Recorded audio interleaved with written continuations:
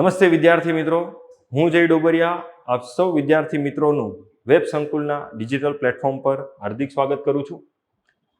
વિદ્યાર્થી મિત્રો, આપણે છેલ્લા ઘણા સમયથી મળ્યા નથી અને ઘણા બધા વિદ્યાર્થી મિત્રોનો એક પ્રશ્ન હતો કે સાહેબ ફોરેસ્ટ ગાર્ડની એક્ઝામ આવે છે તો એમાં કરંટ અફેર્સ કેવી રીતે કરવું. તો એને ધ્યાનમાં રાખીને આપણે ચાલુ વર્ષે એટલે કે જાન્યુઆરી 2023થી વર્તમાન પ્રવાહના જે પણ પર્યાવરણના અગત્યના ટોપિક આવેલા છે એના વિશેનો આપણે સરસ મજાનું સેશનનું આયોજન કરેલું છે. તો જાન્યુઆરી 2023થી લઈને જે પ્રમાણે તમારી એક્ઝામ આવે છે એ મુજબ આપણે પર્યાવરણ વિષયના વર્તમાન પ્રવાહના ઘણા બધા ટોપિક આપણે જોવાના છીએ. હવે આ ટોપિક આપણે કેવી રીતે જોવાના છીએ એ માહિતી પણ હું તમને આપી દઉં. તો માહિતી આપું એની પહેલાં મારે તમને એક વસ્તુ જણાવવાની છે કે વિદ્યાર્થી મિત્રો, હવે સુરત ખાતે આપણી વેબ સંકુલની બ્રાન્ચ શરૂ થઈ ગઈ છે અને ત્યાં વિકાસ સર, ગિરવાન સર અને અભિજીત સરની પ્રેરણાથી આપણે સરસ મજાનો સ્ટુડિયો અને ક્લાસરૂમનું પણ આયોજન શરૂ કરી દીધું છે, જેમાં ક્લાસ 1, 2, PSI, કોન્સ્ટેબલ અને જનરલ ક્લાસ 3ના પણ ઘણા બધા બેચીસ આપણે શરૂ કરી દીધેલા છે. તો જે પણ વિદ્યાર્થી મિત્રો વેબ સંકુલ સુરત ખાતે જોડાવા માંગતા હોય તો એ વહેલી તકે જોડાઈ શકે છે. અને હવે હું તમને જણાવી દઉં કે આપણે આ ટોપિકમાં શું કરવાના છીએ. તો જાન્યુઆરી 2023થી આપણે દર મંથલી કરંટ અફેર્સનો અભ્યાસ શરૂ કરવાનો છે, ખાસ કરીને પર્યાવરણના ટોપિકમાં. આ જે ટોપિક છે આપણે એવી રીતે ભણવાના છે કે જે તમારા સબ્જેક્ટ સાથે પણ જોડાઈ જાય, એટલે કે પર્યાવરણ વિષયની સાથે પણ જોડાય. કારણ કે જે વિદ્યાર્થી મિત્રો ફોરેસ્ટ ગાર્ડની તૈયારી કરે છે એમને એક વસ્તુ સારી રીતે ખ્યાલ હશે કે 50 જેટલા પ્રશ્નો તમારા ખાલી એક જ વિષયમાંથી હશે અને એ હશે પર્યાવરણ. અને એટલા માટે આપણે વર્તમાન પ્રવાહ અને પર્યાવરણ આ બંને વિષયને આપણે સાથે મળીને જોવાનું છે, એટલે કે બંનેને આપણે કનેક્ટ પણ કરવાનું છે. તો હવે આપણે કરંટ અફેર્સ એ જ રીતે જોઈશું કે જેથી આપણે સબ્જેક્ટની સાથે એ જે તે ટોપિક હોય એને આપણે કનેક્ટ કરી શકીએ. તો આપણે અત્યારે જે આજનો સેશન છે એ આપણે શરૂ કરવાના છીએ જાન્યુઆરી 2023થી. તો વધારે સમય ન લેતા વિદ્યાર્થી મિત્રો આપણે સેશનની શરૂઆત કરી દઈએ. આઈ હોપ સો કે તમને બધાને સ્ક્રીન ઉપર ક્લિયરલી ટોપિક દેખાતા હશે બધા.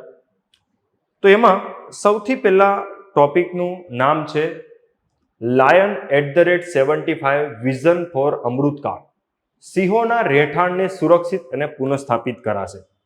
આપણી ભારત સરકાર છે એનું પર્યાવરણ, વન અને જળવાયુ પરિવર્તન મંત્રાલય છે, એણે ભારતના સિંહોને આગામી વર્ષ 2047 મીન્સ કે 2047 એટલે કે આમ જોવા જાવ તો ભારતને આઝાદીના 100 વર્ષ પૂર્ણ થશે એ સમયગાળા સુધી સિંહોના સંવર્ધન અને સંરક્ષણ માટે એક પ્રોજેક્ટ લોન્ચ કરેલો છે. સરસ મજાનો આખો એક થીમ લાઈન લોન્ચ કરેલી છે કે જેના અંતર્ગત સિંહોને આપણા ગુજરાતમાં બચાવવા માટે કઈ રીતે કામગીરી કરવી એના વિશેનો આપણને આ પ્રોજેક્ટથી ખ્યાલ આવશે. તો આમાંથી આપણને ઘણા બધા પ્રિલિમ્સ માટે એટલે કે આમ જોવા જાવ તો ઘણા બધા ટોપિક્સ આપણને વિધાન આધારિત પ્રશ્નો પણ આમાંથી પૂછાઈ શકે એવી સંભાવના છે. તો આપણે આ ટોપિક આખો જોવાનો છે કે નાનામાં નાની ડિટેલ છે એને પણ આપણે કનેક્ટ કરવાની છે અને પછી આપણા જે પર્યાવરણ વિષયની અંદર સિંહો વિશેની જે ડિટેલ છે એને પણ આપણે થોડું ઘણું અભ્યાસ કરીશું. તો વિદ્યાર્થી મિત્રો, અહીંયા સૌથી પહેલા આપણને એ પૂછી શકે કે સિંહોના રહેઠાણને સુરક્ષિત અને પુનઃસ્થાપિત કરવા માટે ભારત સરકારે જે પ્રોજેક્ટ લોન્ચ કરેલો છે અથવા તો જે યોજના લોન્ચ કરેલી છે એ યોજનાનું નામ જણાવો. તો યોજનાનું નામ છે યોજનાનું નામ છે Lion@47. એનું નામ છે Lion@47 વિઝન ફોર અમૃતકાળ. અત્યારે તમને બધાને ખબર હશે કે આપણે અત્યારે અમૃતકાળની ઉજવણી કરી રહ્યા છે, એટલે કે ભારતને આઝાદીના 75 વર્ષ પૂર્ણ થઈ ગયા અને હવે આપણે 100 વર્ષ તરફ મીન્સ કે 100મા વર્ષ તરફ તૈયાર કરી રહ્યા છે, એટલે કે 2047માં 100 વર્ષ પૂર્ણ થવાના છે. અને એટલા માટે આપણી ભારત સરકાર છે એણે ભારતની આઝાદીના 100 વર્ષ પૂર્ણ થાય ત્યાં સુધીમાં સિંહોની સંખ્યા વધે અને એમનો વિસ્તાર પણ વધે એના માટે સરસ મજાનો પ્રોજેક્ટ લોન્ચ કરેલો છે. તો એનું નામ છે Lion@47 વિઝન ફોર અમૃતકાળ. આવું એનું નામ છે. પહેલા તો અહીંયા એ બાબત ખાસ ધ્યાનમાં રાખવાની કે તમને આ જ નામ પૂછશે કે ભારતમાં સિંહોના રહેઠાણને સુરક્ષિત અને પુનઃસ્થાપિત કરવા માટે ભારત સરકારે તાજેતરમાં જે યોજના લોન્ચ કરી એનું નામ જણાવો.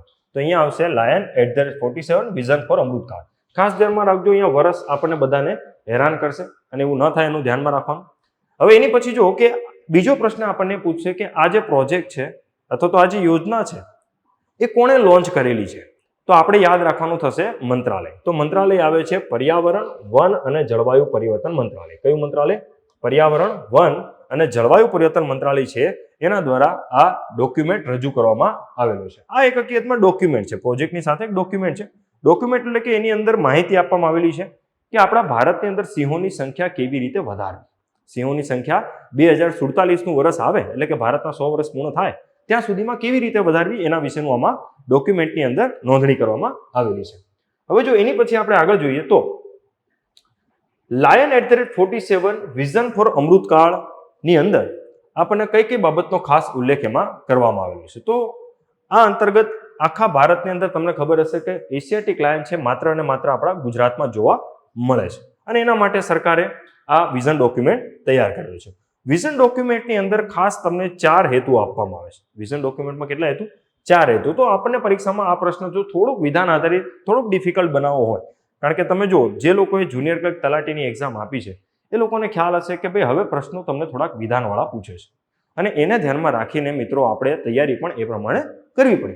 તો આ જે વિઝન ડોક્યુમેન્ટ છે, વિઝન ડોક્યુમેન્ટના ઉદ્દેશ તમને 4 અહીંયા સરસ મજાના આપી દીધા કે સૌથી પહેલા તો આપણા ગુજરાત રાજ્યની અંદર સિંહોની સંખ્યા ધીમે ધીમે વધી રહી છે, આપણને બધાને ખબર છે.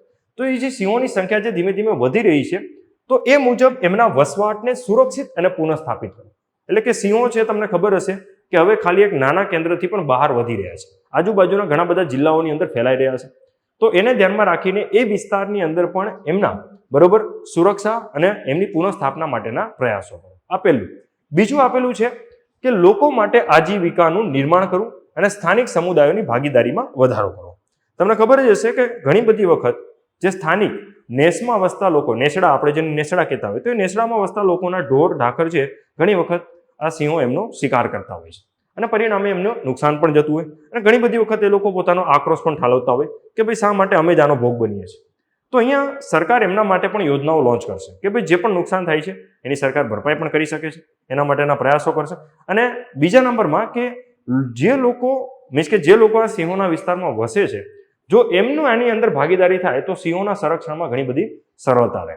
તો એના માટે સરકાર અહીંયા બીજો પ્રયત્ન કરશે કે ભાઈ જે સ્થાનિક લોકો છે એમની આજીવિકામાં વધારો થાય અને સાથે સાથ એ લોકો સિંહોના સંરક્ષણની અંદર જોડાય, સિંહના સંરક્ષણના પ્રયાસોમાં જોડાય, એના માટે પણ સરકારે આ પ્રોજેક્ટ લોન્ચ કરેલો છે.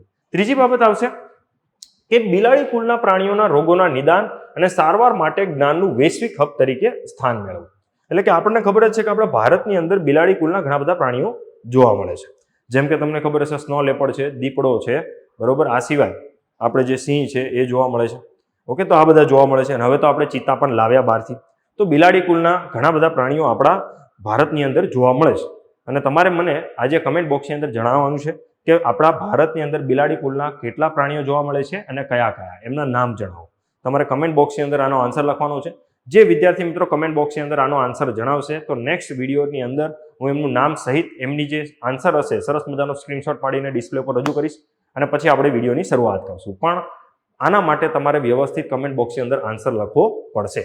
તો તમારા માટે પ્રશ્ન એ છે કે આપણા ભારતની અંદર બિલાડી કુળના કેટલા પ્રાણીઓ જોવા મળે છે અને સાથે એ બિલાડી કુળના પ્રાણીઓના નામ શું શું છે, તો એ તમારે લખવાના છે. હવે જો તો અહીંયા આપણા ભારતની અંદર ત્રીજા નંબરનો મુદ્દો એ આવે છે કે આ પ્રોજેક્ટ મીન્સ કે આ ડોક્યુમેન્ટનો હેતુ એ પણ છે કે આપણા ભારતની અંદર કઈ રીતે બિલાડી કુળના પ્રાણીઓ માટે આપણે એની સારવાર અને નિદાન માટેનું આપણે એક હબ વિકસાવી શકીએ કે જેથી આજુબાજુના દેશો પણ આનો લાભ ઉઠાવે. ચોથું આવે છે કે પ્રોજેક્ટ લાયન પહેલ દ્વારા સમાવેશી જૈવ વિવિધતાનું સંરક્ષણ કરવું. એટલે કે ઓબ્વિયસ છે જૈવ વિવિધતાનું સંરક્ષણ કરવું હોય તો એપેક્સ પ્રિડેટરને બચાવવા જરૂરી છે. આ ઇકોલોજીનો નિયમ છે. આપણે ઇકોસિસ્ટમ જે ભણતા હોય ઇકોસિસ્ટમમાં આપણને ખબર હશે કે એપેક્સ પ્રિડેટર, એપેક્સ એટલે શું કે જે પિરામિડ તમે ભણો છો એ પિરામિડની અંદર જે સર્વોચ્ચ ટોચ ઉપર બેઠેલો જે શિકારી છે ખૂબ જરૂરી છે. કારણ કે જો ટોચ ઉપરનો શિકારી ગાયબ થઈ જશે તો અલ્ટિમેટલી જૈવ વિવિધતાને મોટું નુકસાન થાય.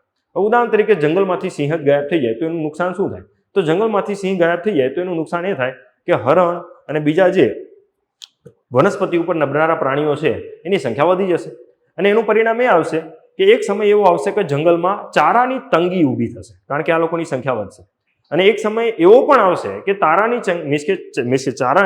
તંગી ઊભા થઈ ગયા બાદ પરિસ્થિતિ એવી આવશે કે એ પોતે જ અંદરો અંદર એકબીજાની કોમ્પિટિશનમાં ભૂખમરાનો સામનો કરશે અને અલ્ટિમેટલી એ હરણની સંખ્યા પણ ઘટશે અને ઘાસની સંખ્યા પણ ઘટી જાય. તો આ એક રીતે શું છે કે ઇકોસિસ્ટમ માટે નુકસાનકારક. તો ઇકોસિસ્ટમની અંદર એપેક્સ પ્રિડેટર એટલે કે સર્વોચ્ચ શિકારી અથવા સર્વોચ્ચ માંસભક્ષી છે એને બચાવવા ખૂબ જરૂરી અને એમાં સિંહનો સમાવેશ થાય છે. હવે જો એની અંદર હવે આપણે જોઈએ કે પ્રોજેક્ટ લાયન. તો જો પ્રોજેક્ટ લાયન છે આપણા પ્રધાનમંત્રી દ્વારા જાહેર કરાયેલ પ્રોજેક્ટ લાયનમાં એશિયાટિક સિંહો અને તેના વસવાટના વિસ્તારોના સંરક્ષણનો સમાવેશ કરવામાં આવેલો છે. અને આ પ્રોજેક્ટ લાયનનું અમલીકરણ કોણ કરી રહ્યું છે? આપણને એવો પ્રશ્ન પૂછશે કે પ્રોજેક્ટ લાયનનું અમલીકરણ કોણ કરી રહ્યું છે? તો આપણને ખબર હોવી જોઈએ કે પ્રોજેક્ટ લાયન છે એનું અમલીકરણ આપણી ગુજરાત સરકાર અને સાથે એની અંદર આવશે સેન્ટ્રલ ઝૂ ઓથોરિટી. કઈ સંસ્થા આવશે? સેન્ટ્રલ ઝૂ ઓથોરિટી, જે ભારત સરકારના પર્યાવરણ, વન અને જળવાયુ પરિવર્તન મંત્રાલય નીચે કામ કરતી એક વૈધાનિક સંસ્થા છે. વૈધાનિક એટલે કે કાયદા દ્વારા બનેલી સંસ્થા છે. તો હવે તમારા માટે બીજો પ્રશ્ન કે સેન્ટ્રલ ઝૂ ઓથોરિટી માટે ભારત સરકારે કાયદો કયા વર્ષે બનાવેલો હતો? વૈધાનિક સંસ્થા છે તો કોઈ કાયદો તો હશે. તો તમારે હવે આ બીજા પ્રશ્નનો મને આન્સર આપવાનો છે કે સેન્ટ્રલ ઝૂ ઓથોરિટી છે, મેં તમને એક આન્સર આપી દીધો કે કયા મંત્રાલય નીચે કામ કરે છે. જો હું તમને માહિતી અહીંયા આપું છું તો સામે તમારે પણ મને માહિતી અમુક પાછી આપવાની છે કમેન્ટ બોક્સની અંદર. અને જે પણ લોકોનો આન્સર સંતોષજનક હશે નેક્સ્ટ લેક્ચરની અંદર કમેન્ટ બોક્સ મીન્સ કે આ બધા પ્રશ્નોનો આન્સર છે હું જ્યારે પણ આવશે ત્યારે મૂકીશ.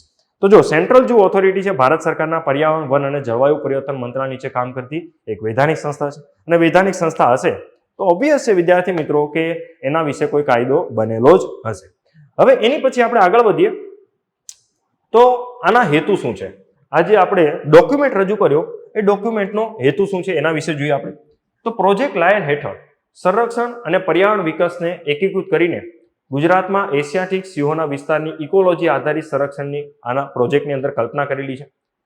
અને આપણને ખબર જ છે કે આપણા ભારતની અંદર ખાલી ગુજરાતમાં સિંહ જોવા મળે છે અને એમાં ગુજરાતની અંદર ખાલી અને ખાલી એક જ વિસ્તારમાં, કયા વિસ્તારમાં? સૌરાષ્ટ્ર વિસ્તારમાં આપણને સિંહો જોવા મળે છે. તો એ સૌરાષ્ટ્ર વિસ્તારની અંદર જે પણ જિલ્લાઓ આવે છે એમાં તમને ખબર હશે હવે સિંહો છે ધીમે ધીમે વિસ્તરણ પામી રહ્યા છે. એટલે કે પોતે ખાલી એક ગીર વિસ્તાર પૂરતા મર્યાદિત નથી રહ્યા પણ ગીરની આજુબાજુના વિસ્તાર સુધી એ ફેલાઈ રહ્યા છે. અને એટલા માટે આ જે ડોક્યુમેન્ટ છે ડોક્યુમેન્ટની અંદર 9 જેટલા જિલ્લાઓને પસંદ કરેલા છે. કેટલા? 9 જેટલા જિલ્લાઓને પસંદ કરેલા છે કે જ્યાં સિંહોનું મીન્સ કે પુનઃ વસવાટ થાય એના માટેનો પ્રયાસો શરૂ થશે. તો આ 9 જિલ્લાઓની અંદર કયા કયા જિલ્લાઓ આવે છે તમારે ખાસ યાદ રાખવાનું થશે. કારણ કે આપણને એ જ પૂછશે કે આ જે લાયન @47 બરોબર જે ડોક્યુમેન્ટ સરકારે રજૂ કરેલો હતો એ ડોક્યુમેન્ટની અંદર ટોટલ કેટલા જિલ્લાઓની અંદર ગુજરાતમાં સિંહોને પુનઃસ્થાપન કરવા માટેની સંકલ્પના રજૂ કરવામાં આવેલી છે? તો ટોટલ 9 જિલ્લા. અને આપણને એમાં નેગેટિવ પ્રશ્ન એ પૂછે કે એમાં કયો જિલ્લો સમાવેશ પામતો નથી અથવા તો કયા કયા જિલ્લાઓ સમાવેશ પામે છે. આ રીતના આપણને પ્રશ્ન પૂછી શકે. તો વિદ્યાર્થી મિત્રો એ જે 9 જિલ્લા છે એમાં તમારે કયા કયા જિલ્લા આવશે આપણે જોઈ લઈએ. તો એની અંદર સૌથી પહેલા આવશે જુનાગઢ. જુનાગઢમાંથી છૂટું પડેલું ગીર સોમનાથ, એની બાજુમાં આવેલું અમરેલી, બરોબર. પછી બાજુમાં આવેલું ભાવનગર, બોટાદ, પોરબંદર, જામનગર, રાજકોટ અને સુરેન્દ્રનગર. તમે વિદ્યાર્થી મિત્રો એક વસ્તુ ઓબ્ઝર્વ કરો કે આમાં આપણા સૌરાષ્ટ્રની અંદર જે મોરબી જિલ્લો છે એ નથી આપેલો. કયો જિલ્લો? મોરબી આમાં દેખાતો નથી. આ ધ્યાનમાં રાખવાનું છે, મોરબી સુધી આપણે જવાનું નથી.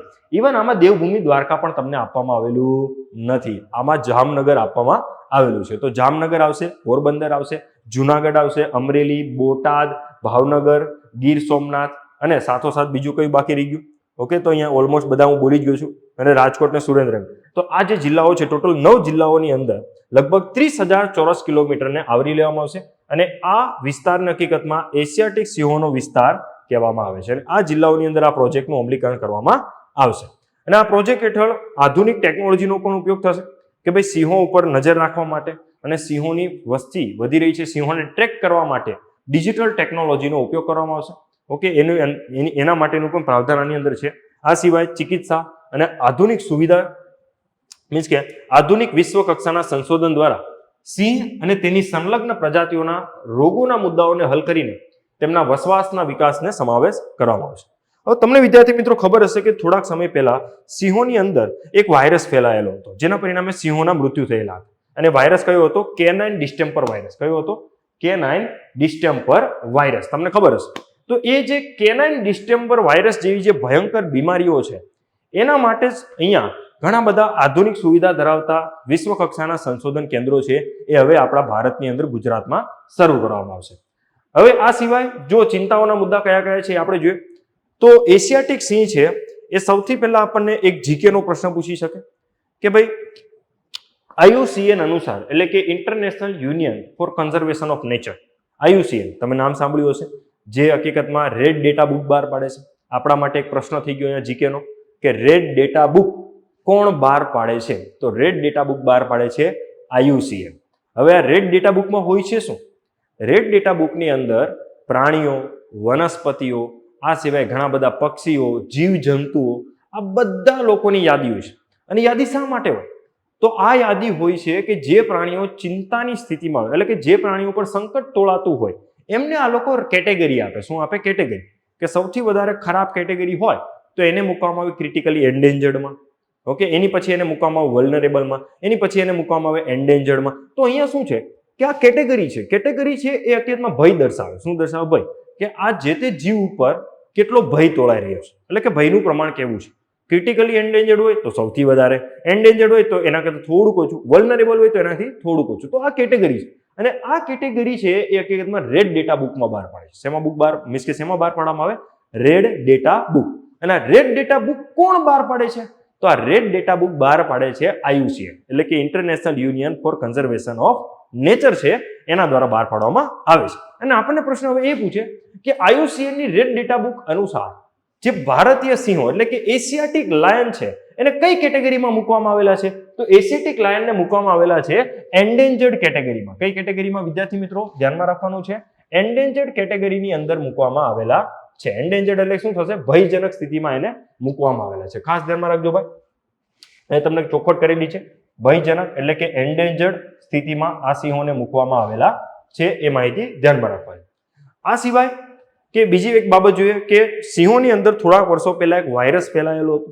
અને વાયરસ કયો હતો? તો એ વાયરસ હતો આ કેનાઇન ડિસ્ટેમ્પર. કયો વાયરસ હતો વિદ્યાર્થી મિત્રો? એ આ કેનાઇન ડિસ્ટેમ્પર વાયરસ હતો, જેના પરિણામે આપણા ગુજરાતમાં સિંહોના ગયા વર્ષે, બરોબર, એટલે આમ જોવા જાવ તો લોકડાઉનના પછીના એકા સમયગાળાની અંદર સિંહોની સંખ્યા ઘટેલી હતી. એની પછી આપણે જોઈએ કે માનવ વન્યજીવ સંઘર્ષ પણ દર વર્ષે સિંહો માટે મુશ્કેલીઓ પેદા કરે છે. સાથે સિંહોનો પ્રજનન દર પણ ઘણો ઓછો છે. તો આવી બધી સંખ્યાઓ મિસ્કે આવી બધી પરિબળોના પરિણામે ભારતમાં સિંહોની સંખ્યા ઝડપથી વધી રહી નથી. તો એના માટે આ સરસ મજાનો પ્રોજેક્ટ લોન્ચ કરેલો છે. હવે જુઓ કે બીજી એક બાબત આપણે ફેક્ચ્યુઅલ જોવાની છે કે સિંહોના સંવર્ધન માટે આપણી ભારત સરકારે કયા કયા પગલાં લીધેલા? તો સિંહોના સંવર્ધન માટે ભારત સરકારે 2018 થી 2021 ની વચ્ચે એક પ્રોજેક્ટ લોન્ચ કરેલો હતો, એશિયાટિક લાયન કન્ઝર્વેશન પ્રોજેક્ટ, એટલે કે એશિયાટિક સિંહ સંવર્ધન પ્રોજેક્ટ નામનો એક પ્રોજેક્ટ છે. 3 વર્ષ માટે ભારત સરકારે લોન્ચ કરેલો. કયા 3 વર્ષ? 2018 થી 2021 માટે આ પ્રોજેક્ટ ભારત સરકારે લોન્ચ કરેલો હતો. અને આ સિવાય હવે જુઓ કે ભારતની અંદર વન્યજીવોના સંરક્ષણ માટે એક કાયદો બનેલો છે. કયો કાયદો? વન્યજીવ સંરક્ષણ અધિનિયમ 1972. ખાસ ધ્યાનમાં રાખજો વિદ્યાર્થી મિત્રો, આ કાયદો IMP છે, વર્તમાનમાં કરંટ અફેર્સમાં પણ છે, કારણ કે આ કાયદાની અંદર સુધારો કરવા માટે તાજેતરમાં રાજ્યસભાની અંદર બિલ રજૂ થયું હતું અને રાજ્યસભામાં એ પસાર પણ થઈ ગયું. અને જ્યારે હવે રાષ્ટ્રપતિ હસ્તાક્ષર કરશે એટલે કાયદો બની જશે. તો અહીંયા તમારે એ કાયદો ન્યૂઝમાં છે અને એટલા માટે તમારે યાદ રાખવાનું છે કે ભારત સરકારે વન્યજીવ સંરક્ષણ અધિનિયમ કયા વર્ષે બનાવેલો છે વિદ્યાર્થી મિત્રો? તો એ બનાવેલો છે 1972માં. વન્યજીવ સંરક્ષણ અધિનિયમ ક્યારે બનાવેલો છે? 1972માં. અને વન્યજીવ સંરક્ષણ અધિનિયમ 1972 ની અંદર 6 જેટલી અનુસૂચિ છે. કેટલી જેટલી? 6 જેટલી અનુસૂચિ છે. એ 6 અનુસૂચિની અંદર જેને સૌથી વધારે સુરક્ષાની જરૂર હોય એને મૂકવામાં આવે છે અનુસૂચિ 1માં. સામાં મૂકવામાં આવે છે? અનુસૂચિ 1માં. પછી ઓછી જરૂરિયાત હોય અને અનુસૂચિ 2, એનાથી ઓછી અનુસૂચિ 3, એનાથી ઓછી અનુસૂચિ 4, એનાથી ઓછી એટલે અનુસૂચિ 5માં છે વર્મીન પ્રાણીઓ. કેવા? વર્મીન એટલે કે જે રોગચાળો ફેલાવતા હોય, ખેતીને નુકસાન કરતા હોય એવા પ્રાણીઓની અનુસૂચિ છે અનુસૂચિ 5. અને અનુસૂચિ 6 છે વનસ્પતિ માટે. અનુસૂચિ 6 કોના માટે છે? વનસ્પતિ. શરૂઆતની 5 છે પ્રાણીઓ માટે, એમાં 5મા નંબરની છે વર્મીન પ્રાણીઓ માટે છે કે જે હકીકતમાં કૃષિને નુકસાન પહોંચાડતા હોય, અને 6ઠી છે વનસ્પતિ માટે.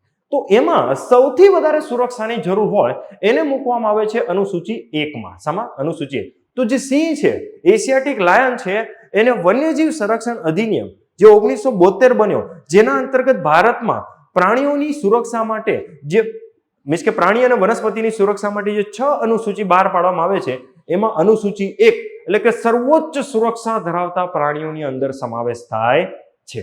આ બાબત ધ્યાનમાં રાખજો કે વિવિધ મીન્સ કે અહીંયા ધ્યાનમાં રાખવાનું છે કે એશિયાટિક સિંહ છે એ હકીકતમાં વન્યજીવ સંરક્ષણ અધિનિયમ 1972 અંતર્ગત સિંહો છે એને ઉચ્ચ સંવર્ધન સુવિધાઓ આપવામાં આવે છે. એટલે કે કઈ અનુસૂચિ મૂકવામાં આવે છે?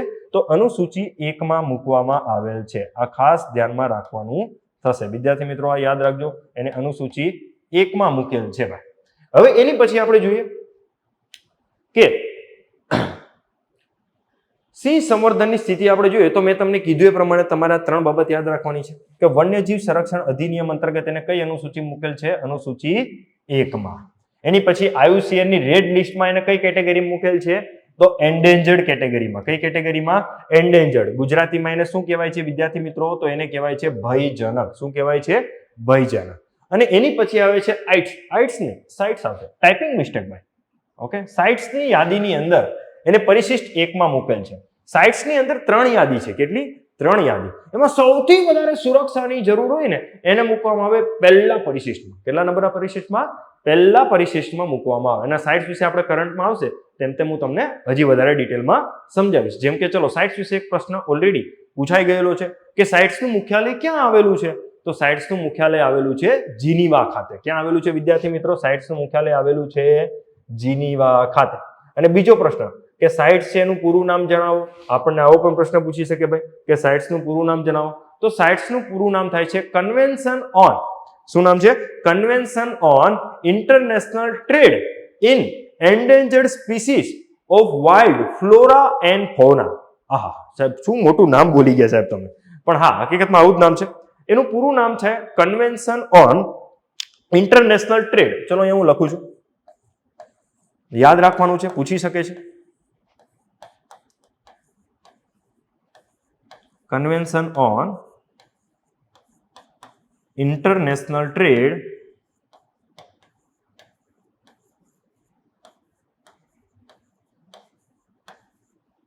in endangered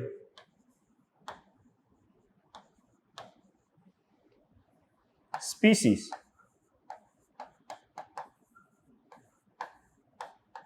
of wild flora and fauna.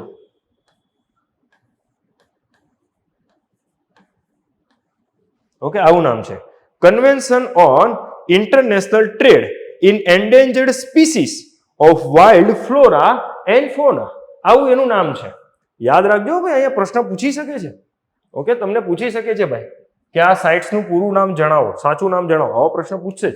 અને સાઇટ્સનું મુખ્યાલય ક્યાં આવે છે વિદ્યાર્થી મિત્રો? જીનીવા ખાતે આવે છે. ક્યાં આવે છે? જીનીવા ખાતે. આ તમારા પર્યાવરણની અંદર કન્વેન્શન આવે છે. ચલો આ કન્વેન્શન વિશેની નાની અમથી વાત કહી દઉં. આ કન્વેન્શનનો મુખ્ય હેતુ શું છે? આ કન્વેન્શનનો હેતુ એ છે કે જે પ્રજાતિઓ ભયજનક સ્થિતિમાં હોય, અહીંયા લખ્યું જ છે એન્ડેન્જર્ડ એટલે શું? ભયજનક. સ્પીસીસ એટલે પ્રજાતિ. કોની પ્રજાતિ? તો ફ્લોરા એન્ડ ફોના એટલે કે વનસ્પતિ અને પ્રાણી. તો જે વનસ્પતિ અને પ્રાણીઓની પ્રજાતિ ભયજનક સ્થિતિમાં હોય એવી પ્રજાતિઓના આંતરરાષ્ટ્રીય વ્યાપારને નિયંત્રિત કરવો. એના આંતરરાષ્ટ્રીય વ્યાપારને શું કરવો? નિયંત્રિત. જો એમનો આંતરરાષ્ટ્રીય વ્યાપાર નિયંત્રિત ન થાય તો એમનો શિકાર થાય, અને શિકાર થાય તો એમની સંખ્યા ઘટે. અને એટલા માટે આ જે કન્વેન્શન છે એનો ખાસ હેતુ એ છે કે આપણા દેશની અંદર અથવા તો આંતરરાષ્ટ્રીય ધોરણે આપણા આંતરરાષ્ટ્રીય ધોરણે આવા જે પ્રાણીઓ છે જે ભયજનક સ્થિતિમાં છે અને વનસ્પતિ છે એમનો શિકાર કરવો નહીં. વનસ્પતિ અને પ્રાણી બંને આવે. ભાઈ ફરીથી કહું છું, સાઇટ્સ કન્વેન્શનમાં વનસ્પતિ અને પ્રાણી બંનેના વ્યાપારને નિયંત્રિત કરવાનો હેતુ ધરાવે છે કે જેથી એમની સંખ્યા અને પ્રમાણ ઘટે નહીં. અને આનું મુખ્યાલય ક્યાં આવશે વિદ્યાર્થી મિત્રો? જીનીવા ખાતે. ક્યાં આવશે વિદ્યાર્થી મિત્રો? સાઇટ્સનું મુખ્યાલય આવશે જીનીવા ખાતે. અને સાઇટ્સમાં કેટલી અનુસૂચિ આવે છે? તો સાઇટ્સમાં 3 અનુસૂચિ આવે છે. એમાં જેને સર્વોચ્ચ સુરક્ષા આપવાની જરૂર હોય કે જેના શિકાર ઉપર સંપૂર્ણ પ્રતિબંધ મૂકવાની જરૂર હોય એને મૂકવામાં આવે અનુસૂચિ 1 માં. ક્યાં મૂકવામાં આવે? અનુસૂચિ 1. તો અહીંયા સિંહોની અંદર સિંહોને કઈ અનુસૂચિ મૂકેલું છે? તો તમને આપી દીધું કે સિંહો છે અને અનુસૂચિ 1 એટલે કે અથવા તો પરિશિષ્ટ 1 માં મૂકવામાં આવેલ છે.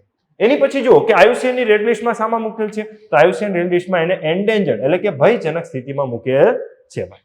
તો આટલી માહિતી આપણે ખાસ ધ્યાનમાં રાખવાની છે. હવે તમે સિંહોની એક બેઝિક માહિતી આપું તમને, જીકે ટોપિક, જીકે ફેક્ટ્સ.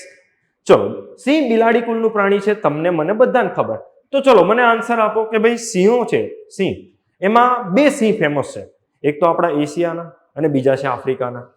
તો એમાં આફ્રિકાના સિંહો અને એશિયાના સિંહો આ બંનેમાં કદ કોનું મોટું છે? તો ઓબ્વિયસ છે, યાદ રાખવાનું કે આફ્રિકાના સિંહોનું કદ મોટું છે.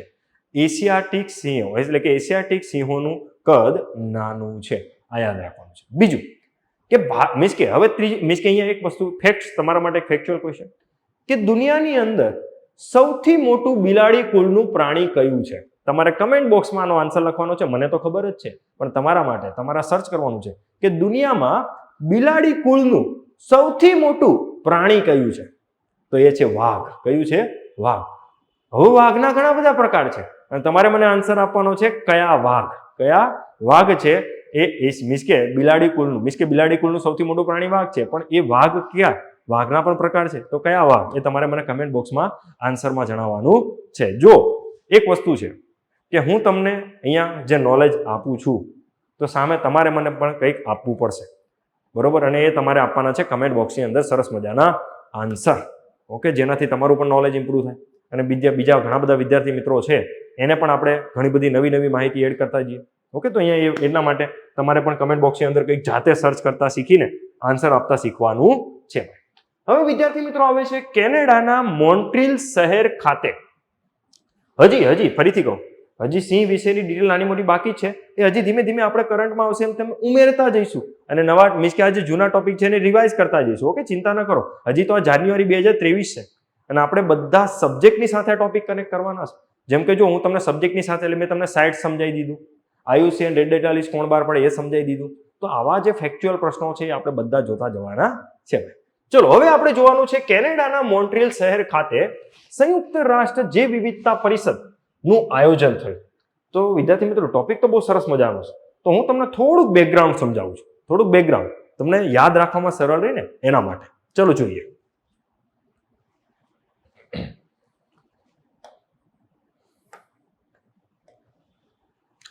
તો વિદ્યાર્થી મિત્રો બેકગ્રાઉન્ડ એવું છે કે 1992 વર્ષ.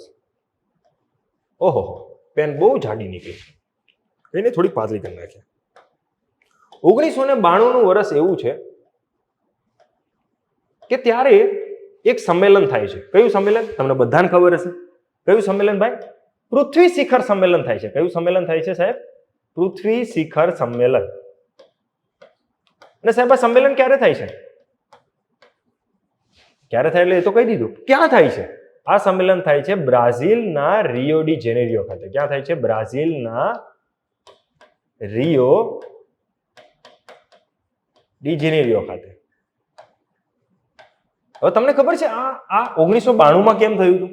1992 કેમ થયું કોઈને ખબર છે? એનું કારણ છે ભાઈ કે 1972 વર્ષમાં પહેલી વખત દુનિયાએ પર્યાવરણ બચાવવા માટે એક કન્વેન્શનમાં ભાગ લીધેલો હતો અને એ કન્વેન્શન હતું સ્ટોકહોમ કન્વેન્શન. કયું હતું ભાઈ? Stockholm convention. સ્વીડનનું એક શહેર છે સ્ટોકહોમ. સ્ટોકહોમ કન્વેન્શનની અંદર પહેલી વખત દુનિયાના બધા પર્યાવરણ મંત્રીઓ અને પર્યાવરણ પ્રત્યે જે ચિંતા ધરાવતા લોકો હતા એ બધા ભેગા થયા હતા અને 1972 સ્વીડનના સ્ટોકહોમ ખાતે એમણે બેઠક કરેલી હતી અને એના એક્ઝેક્ટ 20 વર્ષ બાદ, એના એક્ઝેક્ટ કેટલા વર્ષ બાદ? 20 વર્ષ બાદ ફરીથી 1992 કન્વેન્શન થાય છે અને એનું નામ છે પૃથ્વી શિખર સંમેલન. હવે હું તમને થોડુંક આની પણ માહિતી આપી દઉં. ખબર હોવી જોઈએ, પર્યાવરણ વિશે તો ખબર હોવી જોઈએ, ફોરેસ્ટ ગાર્ડ બનવાના. કે 1972 જે સ્ટોકહોમ કન્વેન્શન થયું હતું ને વિદ્યાર્થી મિત્રો, એના જ પરિણામે 5 જૂન 1972 રોજ એક સંસ્થાની સ્થાપના થાય છે. કઈ સંસ્થા? UNEP. કઈ સંસ્થા ભાઈ? UNEP, United Nations Environment Programme. ઘણી બધી બુકમાં ભૂલ છે, આમાં UNDP લખેલું છે, ના, એ ભૂલ ન કરતા. 1972 વર્ષમાં 5 જૂનના રોજ એક સંસ્થાની સ્થાપના થઈ છે અને એ સંસ્થા છે UNEP એટલે કે યુનાઇટેડ નેશન્સ એન્વાયરમેન્ટ પ્રોગ્રામ. હું લખી દઉં પૂરું નામ, નહીતર ઘણા લોકો ભૂલ કરશે. United Nations Environment Programme. તો તમને એ પ્રશ્ન પૂછે વિદ્યાર્થી મિત્રો વિધાન આધારિત પ્રશ્નોમાં કે યુએનઈપી ની સ્થાપના ક્યારે થઈ? તો 1972 કઈ તારીખે? 5 જૂન. કયા કન્વેન્શનના ભાગરૂપે? કઈ બેઠકના ભાગરૂપે? સ્ટોકહોમ બેઠક અથવા તો સ્ટોકહોમ કન્વેન્શનના ભાગરૂપે થયેલી હતી. હવે એની પછી આગળ વધીએ કે સાહેબ આ યુએનઈપી નું મુખ્યાલય ક્યાં છે જણાવો. તો યુએનઈપી નું મુખ્યાલય કઈ જગ્યાએ આવે છે? તો એ મુખ્યાલય આવે છે કેન્યાના નાયરોબી ખાતે. ક્યાં આવે છે ભાઈ? કેન્યાના નાયરોબી ખાતે એનું મુખ્યાલય આવે છે. અને 5 જૂન એટલા માટે જ આપણે 5 જૂન છે એને દર વર્ષે એક દિવસ તરીકે ઉજવીએ છીએ. કયો દિવસ? વિશ્વ પર્યાવરણ દિવસ ભાઈ. કયો દિવસ? વિશ્વ પર્યાવરણ દિવસ. અને હવે તમારા માટે કરંટનો પ્રશ્ન ભાઈ, જૂન મહિનાનો, કે આ વર્ષે વિશ્વ પર્યાવરણ દિવસની થીમ કઈ હતી? ચલો 3 પ્રશ્ન આપું છું, આન્સર લખવાનો છે કમેન્ટ બોક્સમાં કે આ વર્ષે વિશ્વ પર્યાવરણ દિવસની થીમ શું હતી? એનો આયોજન કરતા દેશ એટલે કે યજમાન દેશ કોણ હતો? દર વર્ષે કોઈ એક દેશ છે ને એની યજમાની કરે કે અમે આ વર્ષે વિશ્વ પર્યાવરણ દિવસ અમારા દેશમાં ઉજવશું. તો આ વર્ષે વિશ્વ પર્યાવરણ દિવસનો યજમાન દેશ કોણ હતો? આ 2 વસ્તુ તમારે મને સરસ મજાની માહિતી સાથે જણાવવાની છે. ઓકે, સમજાઈ ગયું? જો અહીંયા ઘણી બધી માહિતી આવે છે, ધ્યાનમાં રાખજો. ઘણી બધી માહિતી હું તમને સાથે આપું છું, ઘણા બધા પ્રશ્નો પણ આપું છું જે બધા આઈએમપી છે, એક પણ સ્કીપ કરતા નહીં. આ મારી રિક્વેસ્ટ છે. હવે ચલો આપણે આ થઈ ગયું 1972 નો સરસ મજાનો નાનો અમથો ઇતિહાસ. ઓકે, તો એમાં જો ઘણી બધી માહિતી આવી ગઈ, નાની મોટી જે પ્રશ્ન પૂછાય. હવે આપણે ફરીથી 1992 માં આવે. 1992 માં એક સંમેલન થાય છે. કયું સંમેલન? પૃથ્વી શિખર સંમેલન સાહેબ. પૃથ્વી શિખર સંમેલન જે થાય છે બ્રાઝિલના રિયો ડી જેનેરિયો ખાતે. હવે બ્રાઝિલના રિયો ડી જેનેરિયો ખાતે આ સંમેલન થાય છે. એના પરિણામે 3 સિસ્ટર કન્વેન્શન થાય છે. સિસ્ટર એટલે શું? બહેનો. 3 સિસ્ટર કન્વેન્શન થાય છે. આ યાદ રાખજો. તમને પૂછશે નીચેનામાંથી કયું સિસ્ટર કન્વેન્શન નથી, એટલે કે નીચેનામાંથી કયું 1992 ના પૃથ્વી શિખર સંમેલનના પરિણામે રચાયેલું કન્વેન્શન નથી, આવું પૂછશે. ઓકે, તો અહીંયા 3 કન્વેન્શન થયા. તો સાહેબ એ 3 કન્વેન્શન કયા હતા અમને જણાવો. ચલો તો હવે 3 કન્વેન્શન જોઈએ. તો એ 3 કન્વેન્શનની અંદર ચલો સૌથી પહેલું કન્વેન્શન આપણે લખીએ. તો એનું સૌથી પહેલું કન્વેન્શન આવે છે જળવાયુ પરિવર્તન માટે. શાના માટે આવે છે? જળવાયુ પરિવર્તન અટકાવવા માટે કન્વેન્શન થયું 1992 માં. અને એ કન્વેન્શનનું નામ છે UNFCCC, એટલે કે United Nations framework convention on climate change. શું છે ભાઈ પૂરું નામ? લખું છું. યુનાઇટેડ નેશન્સ નથી લખતો એ તો ખબર જ છે, યુએન નો મતલબ યુનાઇટેડ નેશન્સ, પણ પાછળનું લખું છું કે United Nations framework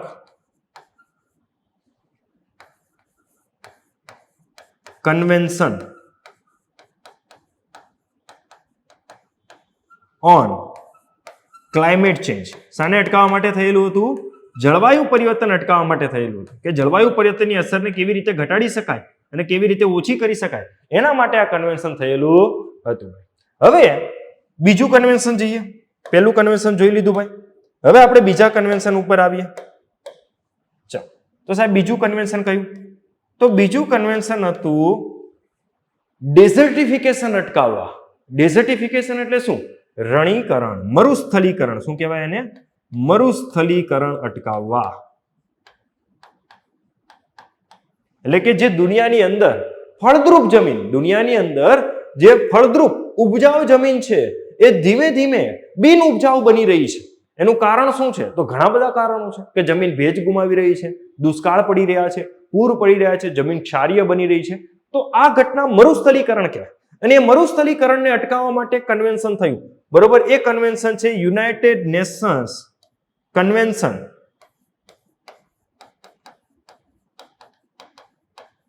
two Combat. Combat એટલે શું? લડવું. બરોબર, કોમ્બેટ કોની સામે? United Nation Convention to combat Desertification. શું ભાઈ? ડેઝર્ટિફિકેશન એટલે કે રણીકરણની સામે લડવા માટે આપણે કન્વેન્શન અપનાવ્યું. કયું convention? United Nations convention to combat desertification. શોર્ટમાં એને કહેવામાં આવે છે UNCCD. શું કહીએ છીએ એને? UNCCD. આને શોર્ટમાં શું કહીએ છીએ? UNFCCC. બરોબર, તો 3 સિસ્ટર કન્વેન્શન માંથી 2 કન્વેન્શન આપણે કરી નાખ્યા. હવે ત્રીજું કન્વેન્શન કયું હતું સાહેબ? ત્રીજું કન્વેન્શન હવે કયું આવે છે? ત્રીજું કન્વેન્શન આવે છે, જો મુદ્દો હું લિંક કરી કરંટ સાથે, અને આ બધા પ્રશ્નો તમારા પર્યાવરણ વિષયનો ભાગ છે, બધા જ. હવે ત્રીજો ટોપિક આવે, ત્રીજું કન્વેન્શન કયું હતું? એ હતું જૈવ વિવિધતા માટે. શાના માટે હતું ભાઈ? જૈવ વિવિધતા માટે કન્વેન્શન થયેલું હતું. અને એ કન્વેન્શનને શોર્ટમાં કહેવામાં આવે છે UNCCD. શું કહેવાય છે? UNCCD. થોડુંક દેખાય છે ઓછું ને? ચલો આપણે કંઈક સોલ્યુશન લાવીએ. ચલો અહીંયા જોઈ લઈએ. ચલો પેનનો કલર થોડોક ચેન્જ કરી નાખ્યો છે.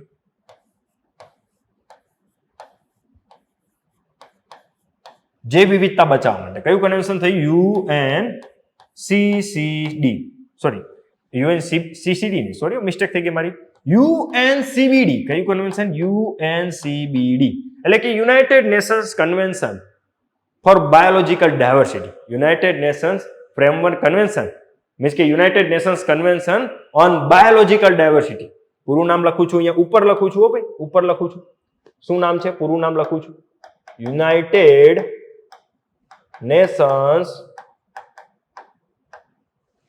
Convention for biological Diversity. હવે ઘણા એમ કે સાહેબ આટલું બધું ઇંગ્લિશ. ભાઈ ઇંગ્લિશ નહીં, આપણને આટલું આવડવું જોઈએ. બેઝિક છે, આટલું તો ખબર હોવી જોઈએ.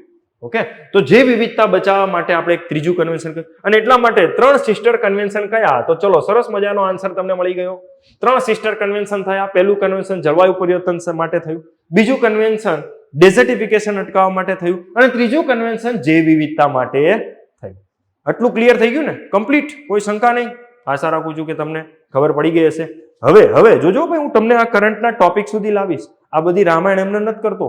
આ બધું તમને જોડાય, યાદ રહે, સરળતા માટે, એના માટે કરું છું. હવે જો અહીંયા આપણે આગળ વધીએ. હવે મેં તમને ત્રીજું કન્વેન્શન કયું કરાવ્યું? ચલો ત્રીજા કન્વેન્શનને આપણે આગળ વધારીએ. 2 કન્વેન્શનને પેન્ડિંગ રાખીએ, એ હજી હું કરાવીશ. જેમ જેમ કરંટ આવતું જશે તેમ તેમ લિંક કરાવતો જઈશ. પણ અત્યારે ત્રીજું કન્વેન્શન આપણે જોયું એ હતું જૈવ વિવિધતા બચાવવા માટે. કઈ વસ્તુ બચાવવા માટે? જૈવ વિવિધતા બચાવવા માટે કન્વેન્શન હતું. અને કન્વેન્શન કયું હતું? UNCBD એટલે કે United Nations framework convention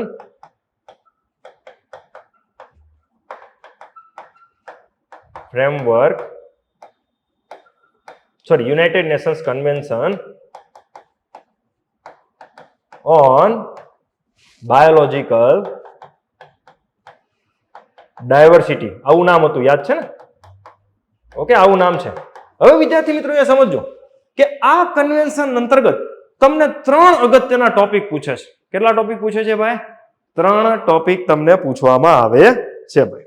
okay, એમાંથી એ 3 ટોપિક કયા છે? એ ટોપિક બીજા કોઈ નથી. એ ટોપિક છે આ કન્વેન્શન હેઠળ થયેલા અલગ અલગ પ્રોટોકોલ. આ કન્વેન્શન હેઠળ થયેલા અલગ અલગ પ્રોટોકોલ. એક વસ્તુ યાદ રાખવી વિદ્યાર્થી મિત્રો, પહેલા કન્વેન્શન થાય પછી પ્રોટોકોલ થાય. કન્વેન્શન શું હોય કે બધા દેશોને ભેગા કરવામાં આવે અને પછી એમને કહેવામાં આવે કે ભાઈ દુનિયાની અંદર આવી સમસ્યા છે, તો હવે એનું સમાધાન શું? તો પહેલા તો બધા સ્વીકારે કે હા સમસ્યા તો છે, અમારે નડે છે, તમને નડે છે, બધાને નડે છે, તો એના માટે કન્વેન્શન કરીએ. તો બધા કન્વેન્શન કરે, ભેગા થાય, અને પછી એ લોકો એ સમસ્યાને નાથવા માટે એટલે કે સમસ્યા દૂર કરવા માટે જે વસ્તુ અપનાવે, જે નિયમો બનાવે, એ નિયમને કહેવાય પ્રોટોકોલ.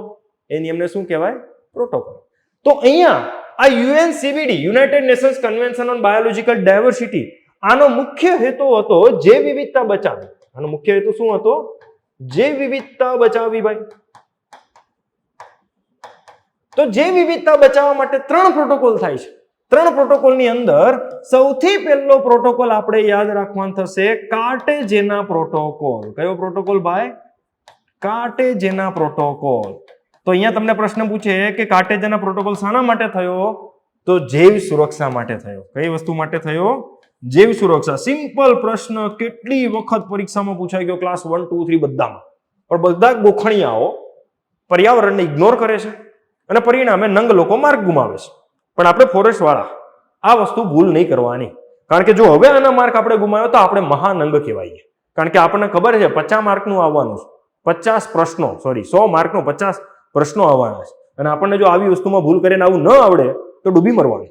આ ચોખ્ખું કહું છું. તો ફોરેસ્ટ ગાર્ડની આશા જ નહીં રાખવાની કે કે હું પાસ થઈશ. એટલે આવી વસ્તુ ભૂલ નહીં કરવાની. કાર્ટેજેના પ્રોટોકોલ છે એ જૈવ સુરક્ષા માટે થયો. એને ગુજરાતીમાં કહેવાય છે બાયોસેફ્ટી, સોરી ઇંગ્લિશમાં કહેવાય છે બાયોસેફ્ટી. હવે આ પ્રોટોકોલ શાના માટે હતો ખબર વિદ્યાર્થી મિત્રો? જો પ્રેક્ટિકલ યાદ રાખીએ કે તમને બધાને ખબર છે કે અત્યારે દુનિયા નવા જીવો વિકસાવી રહી છે, જેને કહેવાય છે living modified organism. Living modified organism. એનું ગુજરાતી શું થાય? જો એનું ગુજરાતી થશે જીવંત સંશોધિત જીવો. જીવંત સંશોધિત જીવો. આ જીવંત સંશોધિત જીવો એટલે શું ખબર? કે તમને ખબર હશે આપણે ઓલા નવા બિયારણ વિકસાવે, નવા બીજની પાક વિકસાવે, જીનેટિકલી મોડિફાઈડ પાક લાવીએ, ઓલી પછી સંકર મીન્સ કે અલગ અલગ પ્રજાતિ ભેગા કરીને એક નવી પ્રજાતિ બનાવે. જેમ કે ઘેટા, બે અલગ અલગ ઘેટાની પ્રજાતિ ભેગી કરીને વધારે ઊન આપતા એક નવી જ ઘેટાની પ્રજાતિ વિકસાવે, વધારે દૂધ આપતી ગાયો વિકસાવીએ. આ બધી લિવિંગ મોડિફાઈડ ઓર્ગેનિઝમ કહેવાય, કે જે હકીકતમાં કુદરતી રીતે નથી, આપણા મનુષ્યએ બરોબર પ્રયોગો કરીને નવા જીવો બનાવ્યા. હવે તમને ખબર હશે જો કે આ જીવો હંમેશા ફાયદાકારક હોય એવું જરૂરી નથી. અમુક વખત આ જીવો નુકસાનકારક પણ નીકળે. ઘણી વખત એવું થાય છે કે આપણે લિવિંગ મોડિફાઈડ ઓર્ગેનિઝમ બનાવ્યા હોય તો એ આપણને ફાયદા કરતા ઘણી વખત એવું બન્યું છે કે નુકસાન પણ કરી જાય. તો આવા સમયે આવી ઘટનાઓ ન બને એના માટે જૈવ સુરક્ષા માટે જ આ પ્રોટોકોલ અપનાવ્યો. કયો? કાર્ટેજેના. કે ભાઈ જે પણ લિવિંગ મોડિફાઈડ ઓર્ગેનિઝમ ની અંદર જે પણ જીવો આવે છે બરોબર, એ જીવંત સંશોધિત જીવો અથવા તો એમના શારીરિક ભાગ, કારણ કે આપણને ખબર જ છે આપણે એમાંથી ઊન વિકસાવવાના છીએ, ઘણા બધા જીવોનો ઉપયોગ આપણે માંસ માટે કરવાના છીએ. તો આવા જે જીવો છે એમના શારીરિક ભાગો, એમના જીવો જે પણ હોય, મૃત હોય કે જીવંત હોય, આવા જે પણ લિવિફાઈડ ઓર્ગેનિઝમ છે એનાથી નુકસાન ન જાય એનાથી દુનિયાને અવગત કરાવવા માટે આપણે એક પ્રોટોકોલ અપનાવ્યો. કયો પ્રોટોકોલ? કાર્ટેજેના. કારણ કે આપણને ખબર જ છે કે જેમ જેમ નવા જીવો આપણે વિકસાવતા જઈશું તો એ આપણા પૃથ્વી ઉપર રહેલા વર્ષોથી જે કુદરતી જીવો છે એનો નાશ પણ કરી શકે, એમનો સફાયો પણ કરી શકે. ઉદાહરણ તરીકે આપણે ચલો કોઈ એવો પાક વિકસાવ્યો કે જેને આપણે ખેતરમાં વાવ્યો અને પછી આપણને ખબર પડી કે આ પાકના પરિણામે આજુબાજુમાં બીજી વનસ્પતિ છે એ નાશ પામે છે, એ મૃત્યુ પામે છે, એને પોષણ નથી મળતું. તો આપણે જે લિવિંગ મોડિફાઈડ ઓર્ગેનિઝમ વિકસાવ્યો એ કેટલો નુકસાનકારક કહેવાય. તો આવી ઘટનાઓ ન બને એના માટે પ્રોટોકોલ લાવ્યા. કયો? કાર્ટેજેના પ્રોટોકોલ, જેનાથી જૈવ વિવિધતાનું સંરક્ષણ થાય. ક્લિયર થયું? બીજો પ્રોટોકોલ જોઈએ ભાઈ. જો બીજો એક પ્રોટોકોલ આવે છે હવે નગોયા કુઆલાલંપુર. કયો ભાઈ? નગોયા કુઆલાલંપુર પ્રોટોકોલ.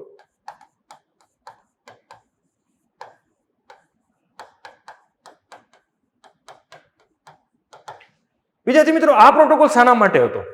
આ પ્રોટોકોલ એના માટે હતો કે જે ધારો કે ચલો આપણે આવા કોઈ જીવો વિકસાવ્યા, લિવિંગ મોડિફાઈડ ઓર્ગેનિઝમ્સ આવા વિકસાવ્યા અને આપણે એને ખેતરમાં વાવ્યા અથવા તો એવા ઢોર વિકસાવ્યા જે વધારે ઊન આપે, જેને આપણે કુદરતમાં છૂટા મૂકી દીધા. ચલો એવું બન્યું. હવે ઘણી વખત એવું થાય કે આ બધી વસ્તુ કરી અને હવે નુકસાન થાય તો જવાબદાર કોણ? નુકસાન થાય તો જવાબદાર કોણ? અને જવાબદારી લેશે તો જવાબદારી લઈને શું એની ભરપાઈ કરશે? ચલો હવે આપણને અમેરિકાએ કોઈ બિયારણ આપ્યું, આપણે હોંશે વાવી દીધું. ઓહો, બહુ વધારે પાક આપે છે, મજા. હવે તમે બિયારણ વાવી દીધું અને એ બિયારણથી ખબર પડી કે ભાઈ આ બિયારણથી તો કેન્સર થાય છે. આ બિયારણના મીન્સ કે ધારો કે એને કોઈ તેલીબિયા આપ્યા હતા અને બિયારણ વાપ્યું અને એમાંથી આપણે તેલ બનાવ્યું, તેલ પછી આપણે ખાધું પછી ખબર કે ભાઈ આનાથી તો કેન્સર થાય છે. હવે શું? તો હવે આવા સમયે વિદ્યાર્થી મિત્રો બરોબર એના વિરુદ્ધ પગલાં લેવાય. પણ હવે એ પગલાં કેવી રીતે લેવાય? કોઈ પ્રોટોકોલ, નિયમ તો હોવો જોઈએ. તો એ પ્રોટોકોલ છે નગોયા કુઆલાલંપુર. કયો પ્રોટોકોલ? નગોયા કુઆલાલંપુર. અને એ છે હકીકતમાં નિવારણ અને જવાબદારી માટે. નિવારણ અને શાના માટે છે? જવાબદારી. હવે ઘણા એમ થશે આટલા જ, આ બસ કીવર્ડ. હા, આ જ કીવર્ડ સમજો. આ શાના માટે? કે ભાઈ ધારો કે તમે કોઈ એવું લિવિંગ મોડિફાઈડ ઓર્ગેનિઝમ, કોઈ પાક, કોઈ સજીવ, એને ધારો કે તમે પર્યાવરણમાં દાખલ કર્યો અને એનાથી ધારો કે જૈવ વિવિધતાને નુકસાન ગયું અથવા તો ઘણા બધા જીવો મૃત્યુ પામ્યા. બરોબર, ધારો કે પક્ષીઓ મૃત્યુ પામ્યા કે પછી કોઈ જીવો અથવા તો નાના કીટકો નાશ પામ્યા. બરોબર, જે કીટકો જરૂરી હતા. ચલો આપણે એવું માને કે ભાઈ અળસિયા છે, અળસિયા તો જરૂરી જ છે. હવે ધારો કે તમે કોઈ લિવિંગ મોડિફાઈડ ઓર્ગેનિઝમ એટલે કોઈ પાક લાવે અને અળસિયા જમીનમાં નથી થતા તો એ તો નુકસાનકારક. કારણ કે અળસિયા છે જરૂરી છે જમીન માટે, કારણ કે જમીનને છિદ્રાળુ બનાવે છે. તો આવા સમયે તમારી જમીનને તો નુકસાન. તો વિદ્યાર્થી મિત્રો, આવા સમયે એ જે પણ નુકસાન થયું છે એના નિવારણ અને જવાબદારી જે તે જવાબદાર લોકો હોય, એટલે કે જેણે બિયારણ બનાવ્યું છે એને તમે જવાબદાર ઠેરવી શકો એના માટે એક પ્રોટોકોલ બનાવ્યો. કયો? નગોયા કુઆલાલંપુર પ્રોટોકોલ. સમજાયું ભાઈ? હવે ત્રીજું આવે છે, ખાલી એક નામ છે નગોયા પ્રોટોકોલ. ખાલી એક નામ છે નગોયા પ્રોટોકોલ. ઓકે. હવે જો વિદ્યાર્થી મિત્રો, વાસ્તવિકતા હું તમને કહું, આ મીન્સ કે આજે તમે કન્વેન્શન કર્યું ને, આ કન્વેન્શન કયું convention? United Nations convention on biological diversity. એના 3 હેતુ હતા. કેટલા હેતુ હતા? 3 હેતુ હતા. પહેલો હેતુ હતો જૈવ વિવિધતાને બચાવવો, જે અહીંયા લખ્યો. બીજો હેતુ શું હતો ખબર? જૈવ વિવિધતાનો ઉપયોગ કરવાનો છે, પણ આડેધડ નહીં. કેવી રીતે ઉપયોગ કરવાનો છે? જૈવ વિવિધતાનો કેવો ઉપયોગ કરવાનો? ટકાઉ ઉપયોગ કરવાનો છે. ટકાઉ ઉપયોગ એટલે શું? કે આવનારી પેઢી માટે પણ જૈવ વિવિધતા બચી રહે. હવે જંગલની અંદર તમને જો એક ઉદાહરણ આપો, કે આપણને ખબર જ છે ઘણા જંગલોની અંદર ઘણી બધી પ્રકારની ઔષધીય વનસ્પતિ છે જે આપણે આયુર્વેદમાં વાપરીએ છીએ. તો આ ઔષધિઓ બચાવે છે કોણ? તો ઘણા બધા લોકો બચાવે છે અને ઘણા બધા લોકો વાપરે પણ છે. તો જો હવે એનો આડેધડ ઉપયોગ થાય અને બચાવવાની કામગીરી ન થાય, અને આડેધડ ઉપયોગ એટલે બિન ટકાઉ ઉપયોગ, આડેધડ ઉપયોગ થાય અને વનસ્પતિ સાફ થઈ ગઈ તો એ તો નુકસાનકારક. આવું ન થાય એના માટે જ આ પ્રોટોકોલ બન્યો છે ભાઈ. સોરી, એના માટે જ આ કન્વેન્શન બન્યું કે ભાઈ જૈવ વિવિધતાનો ઉપયોગ કરો, એની ના નથી, કરો ભાઈ. તમે ઔષધિ જરૂરી છે કારણ કે એ લોકોને સારવાર આપે છે, જરૂરી છે, પણ એનો ઉપયોગ કેવો કરો? ટકાઉ કરો. બરોબર? આ બીજો હેતુ. અને ત્રીજો, કે જે વિવિધતાથી તમને જે લાભ પ્રાપ્ત થાય છે, જે વિવિધતાથી પ્રાપ્ત થતા લાભની ન્યાયી વહેંચણી કરો. ન્યાયી વહેંચણી કરો એટલે શું? ચલો એક ઉદાહરણ આપો. ધારો કે આપણા આદિવાસી ભાઈઓ વર્ષોથી જંગલમાં રહી છે, એમણે ઘણી બધી વનસ્પતિ બચાવેલી છે. હવે એ તો બચાવે જ છે કારણ કે એ લોકો જંગલને દેવ માને છે, એમની પૂજન કરે છે, વનસ્પતિને એ લોકો પૂજનીય ગણે છે, એમને કાપતા નથી. તો એ લોકોએ ઘણી બધી ઔષધિઓ સાચવી નાખી છે અને એમના પરિણામે જ બરોબર અત્યાર સુધી એ વનસ્પતિ આપણને મળી રહી છે. તો હવે ધારો કે કોઈ ગામની અંદર એક ખાસ પ્રકારની વનસ્પતિ ઉગતી હતી જે ક્યાંય નહોતી મળતી, અને એ ગામના લોકો જ જાણતા હતા કે આ વનસ્પતિથી ધારો કે કોઈ સારવાર થાય છે. હવે એક ફાર્માસ્યુટિકલ કંપની આવી એ ગામમાં ફરતી એણે જોયું કે અહીંયા તો એક વનસ્પતિ છે, અને એને ગામના લોકોની સાથે વાતચીત કરી કે આ વનસ્પતિથી શું થાય. તો ગામના લોકો બિચારા ભોળા, એણે કહી દીધું કે ભાઈ આ વનસ્પતિ અમારા ગામમાં થાય, બીજે ક્યાંય નથી થાય, અને આ વનસ્પતિથી ઘણી બધી સારવાર થાય, અને આ એકમાં ખાસ કરીને અમુક રોગ માટે તો આ જ વનસ્પતિ વપરાય, બીજું કંઈ ન વપરાય. હવે ઓલા ફાર્માસ્યુટિકલ કંપની વાળા તરત વિચારશે આ તો બહુ સારી વાત, હવે આપણે એક કામ કરીએ, આ વનસ્પતિ છે ને એને આપણે ઉગાડીએ, જાતે જ ઉગાડીએ, અને એમાંથી આપણે શું કરીએ? દવા બનાવીએ, દવા માર્કેટમાં વેચીએ. હવે ફાર્માસ્યુટિકલ કંપનીને તો બખા પડી ગયા કે એને તો મફતમાં કોઈ જ્ઞાન આપ્યું જે વર્ષોથી ઓલા આદિવાસી ભાઈઓના દાદા બધા એકબીજાને આપતા હતા. બરોબર? હવે આ જ્ઞાન આ ભાઈ ચોરી ગયા અને એમાંથી એ દવા બનાવશે અને માર્કેટમાં વેચશે, ભરપૂર પ્રોફિટ કમાશે. ઓલા આદિવાસી ભાઈઓને શું મળ્યું? કાંઈ નહીં. એમને તો બિચારાને નુકસાન કે હવે એમના ગામની અંદર જે વનસ્પતિ એકલી ઉગતી હતી હવે આખા ગામમાં ભરપૂર મળે છે, એમના ગામનું મહત્વ જતું રહ્યું. સમજાય ભાઈ આખી વસ્તુ? અહીંયા આવું ન થાય એના માટે એવું નક્કી કરવામાં આવ્યું કે જે લોકો આવી વનસ્પતિ સાચવીને બેઠા છે, જેની પાસે આવું પરંપરાગત જ્ઞાન છે, બરોબર, જે વિવિધતાને લગતું, તો એ જ્ઞાનથી કોઈ લાભ તમે કોઈ મેળવતું હોય તો એ લાભની ન્યાયી વહેંચણી કરવી. એ લાભની કેવી વહેંચણી કરવી? ન્યાયી. એટલે કે જો એ ફાર્માસ્યુટિકલ કંપની એમાંથી દવા બનાવે છે તો એના લાભનો અમુક હિસ્સો આ ગામને પણ આપવો. કોને આપો? આ ગામના લોકોને પણ આપો. એને શું કહેવાય? જે વિવિધતાના ઉપયોગ, જે વિવિધતાથી તમે જે લાભ પ્રાપ્ત થયા એની ન્યાયી વહેંચણી કહેવાય. અને એના માટે કયો પ્રોટોકોલ બન્યો? તો આ ત્રીજો પ્રોટોકોલ. કયો? નગોયા પ્રોટોકોલ. કે જે વિવિધતાથી પ્રાપ્ત થતા લાભોની ન્યાયી વહેંચણી. સમજાણું ભાઈ? તો ચલો હવે અહીંયા તમારા માટે ઘણા બધા પ્રશ્નો તૈયાર થઈ ગયા. હજી કરંટની હવે શરૂઆત થશે. હું તમને અત્યારે તો ઇતિહાસ ભણાવું છું, હવે કરંટ આવશે.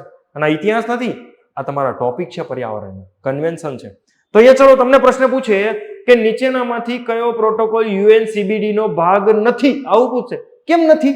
એવું કેમ પૂછ્યું કેમ નથી? એનું કારણ છે કે યુએનસીબીડી હેઠળ 3 પ્રોટોકોલ થયા. કયા 3?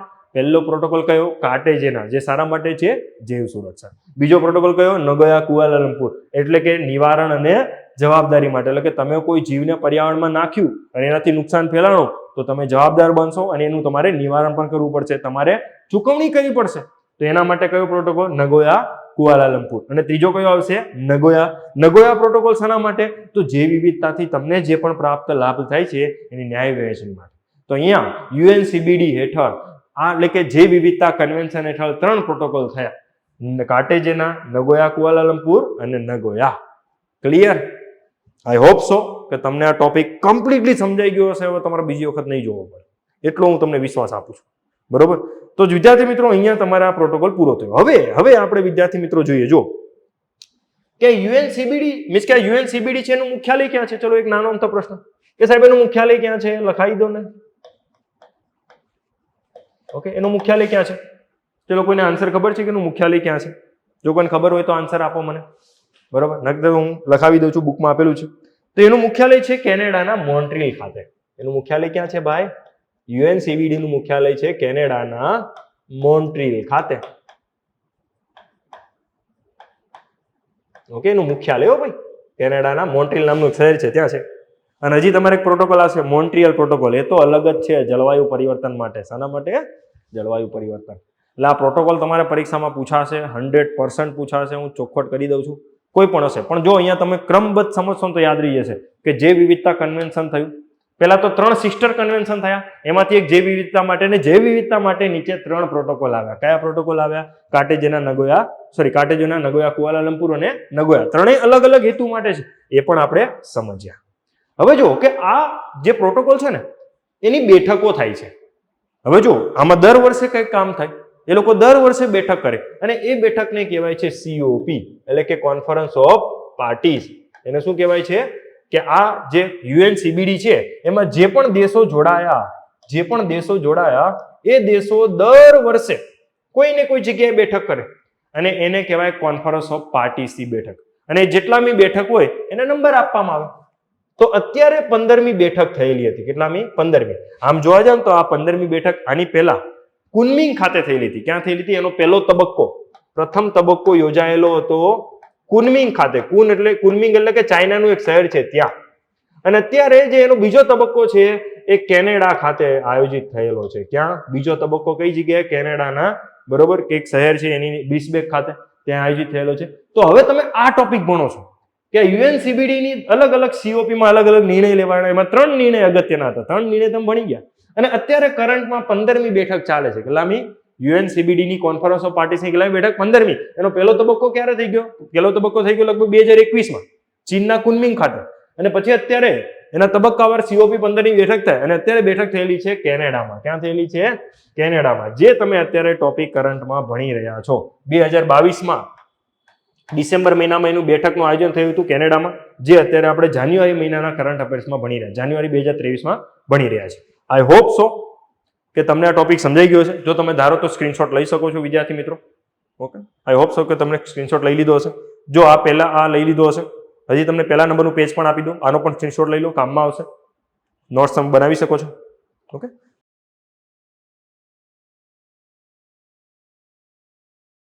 તો વિદ્યાર્થી મિત્રો, આપણે યુએનસીબીડી વિશે અભ્યાસ કરી લીધો. ઓકે, તો હવે જે આપણે ટોપિક ને જોડવાનો છે એની સાથે જોઈએ તો આપણે યુએનસીબીડી ની અંદર 3 જેટલા કન્વેન્શન જોઈ લીધા. તો હવે એ જે યુએનસીબીડી છે એની અમુક વર્ષે બેઠકો યોજાતી હોય. અત્યારે એનો બેઠકોનો દોર ચાલે છે 15મી બેઠકનો. કેટલામાં? 15મી. એટલે કે COP ની 15મી બેઠકનું અત્યારે આયોજન થઈ રહ્યું છે વિદ્યાર્થી મિત્રો. આની પહેલા મેં તમને કીધું એ પ્રમાણે કે યુએનસીબીડી છે એની 15મી બેઠકનું આયોજન ઓલરેડી એક વખત તો ચીનના કુનમિંગ ખાતે થઈ ગયું. અત્યારે એનો બીજો તબક્કો છે ચાલી રહ્યો છે. અને એ જે બેઠક છે કઈ જગ્યાએ થઈ રહી છે? કેનેડાના મોન્ટ્રીલ શહેર ખાતે. બરાબર, ખાસ ધ્યાનમાં રાખવાનું છે, જે આપણને અત્યારે પૂછી શકે કે તાજેતરના દિવસોમાં યુએનસીબીડીની બરોબર 15મી બેઠકનું આયોજન કયા સ્થાન ઉપર થઈ રહ્યું છે? તો આપણે ખાસ ધ્યાનમાં રાખવાનું છે કે એ થઈ રહ્યું છે કેનેડાના મોન્ટ્રીલ શહેર ખાતે. અને એમાં ક્યુબેક પ્રાંતમાં આવેલો છે આ મોન્ટ્રીલ શહેર. તો ત્યાં એનું બેઠકનું આયોજન થઈ રહ્યું છે. તો જો આ બેઠકની અંદર આ વર્ષે કયા અગત્યના મુદ્દાઓ આવે છે, તો જો હજી હું તમને એક માહિતી આપી દઉં નાની અમથી, કે જાપાનના એક શહેર આઈચી ખાતે, આઈચી જાપાનનું એક શહેર છે જેનું નામ હતું આઈચી.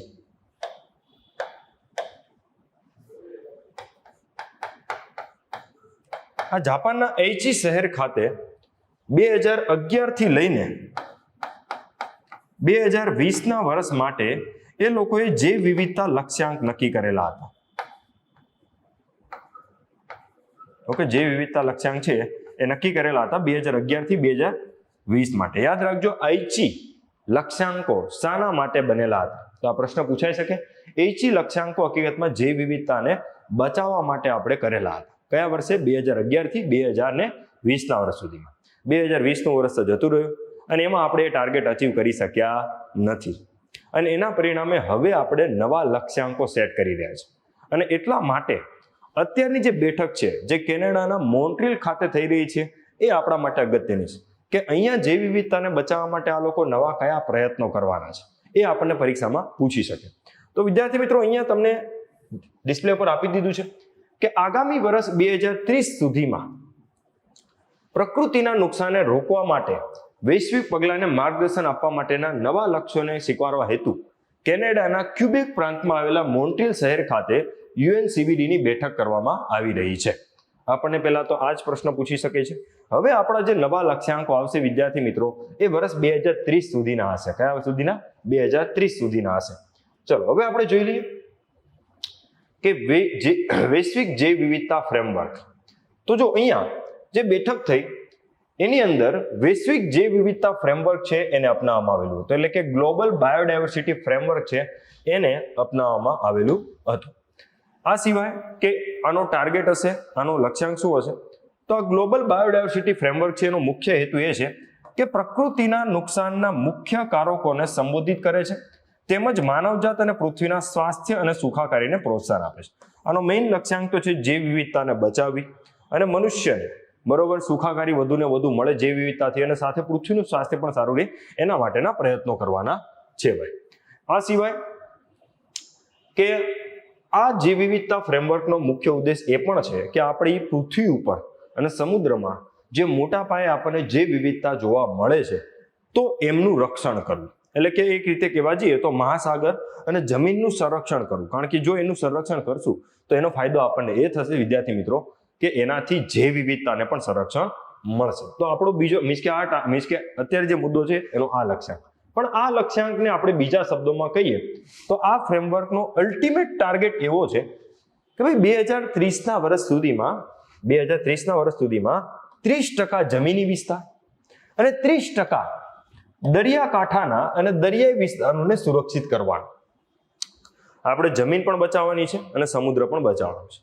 હવે અહીંયા એ લોકો ટકાવારીમાં દર્શાવશે કે આખી પૃથ્વી ઉપર જેટલી પણ જમીન છે એનો 30% વિસ્તાર અને જેટલો પણ સમુદ્રી વિસ્તાર છે એનો 30% સમુદ્રી વિસ્તાર છે એને જૈવ સુરક્ષા માટે અથવા તો જીવો માટે આરક્ષિત કરવો અને સુરક્ષિત કરવો.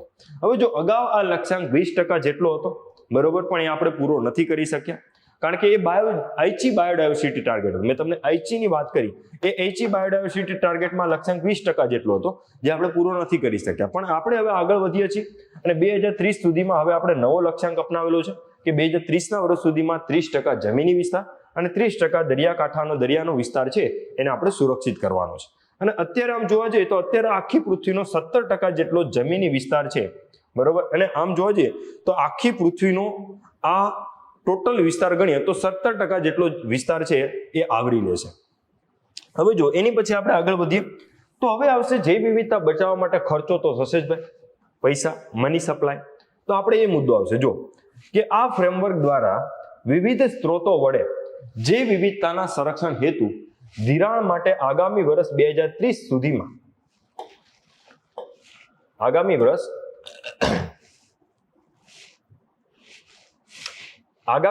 2030 સુધીમાં આપણે $200 બિલિયન નું એકત્રીકરણ કરવાનું લક્ષ્યાંક રાખેલું છે.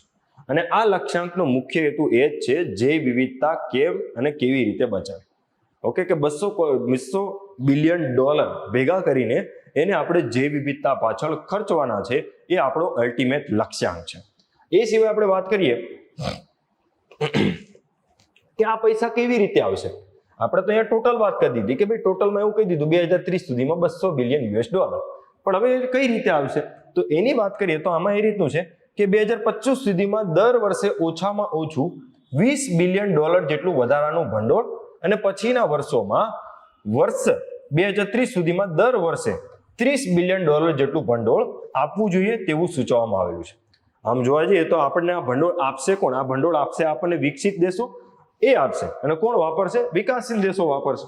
કે વિકસિત દેશો દ્વારા, બરોબર, આપણે માંગ કરેલી છે કે ભાઈ વિકસિત દેશો આપણને $200 બિલિયન જેટલું ભંડોળ આપે જૈવ વિવિધતાને બચાવવા.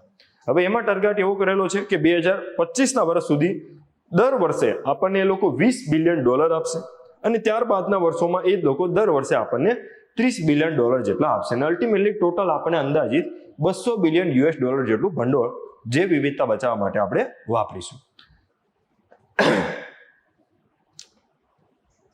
હવે આ બેઠકની અંદર બીજી પણ અમુક અગત્યની બાબતોની ચર્ચા થઈ હતી કે જેમ કે જૈવ વિવિધતાને અમુક પાસાઓથી નુકસાન થઈ રહ્યું છે, જેમ કે સબસિડીથી કઈ રીતે નુકસાન થઈ રહ્યું છે કે ભાઈ કૃષિ ઉપર વધારે પડતી સબસિડી આવે છે, તો પરિણામે વધારે ને વધારે જમીન કૃષિ હેઠળ લાવવામાં આવે છે, એટલે કે જંગલો સાફ કરવામાં આવે છે અને એના બદલે કૃષિ અપનાવવામાં આવે છે, કારણ કે કૃષિ એટલે કે ખેતી માટે સરકાર મોટા પાયે સબસિડી આપે છે, અને એનાથી જૈવ વિવિધતાને નુકસાન થઈ રહ્યું છે.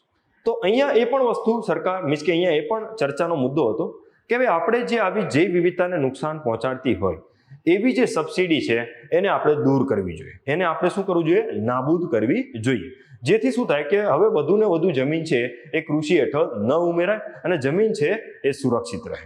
સમજાય આખી વસ્તુ?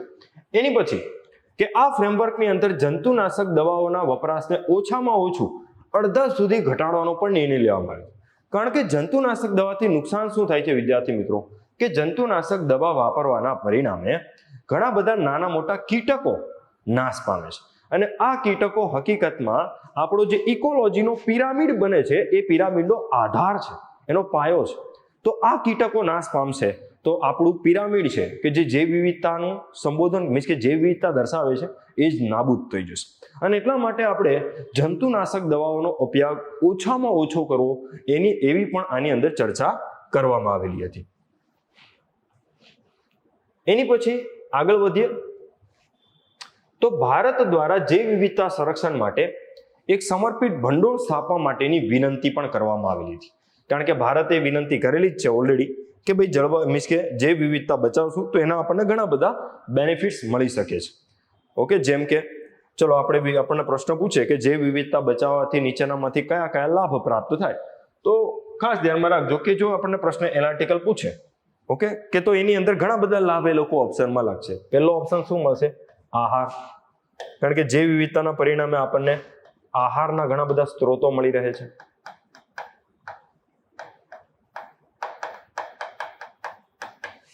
ઘણી બધી પ્રકારની ઔષધિઓ આપણને જૈવ વિવિધતાના પરિણામે પ્રાપ્ત થાય છે. જૈવ વિવિધતાના પરિણામે જ પરાગનયન, પરાગવહનની પ્રક્રિયા થાય છે. કારણ કે ઘણા બધા કીટકો આપણને એમાં મદદ કરે છે ભાઈ, જે અલ્ટિમેટલી આપણા પાકમાં ઉપજાઉ પણ લાવે છે.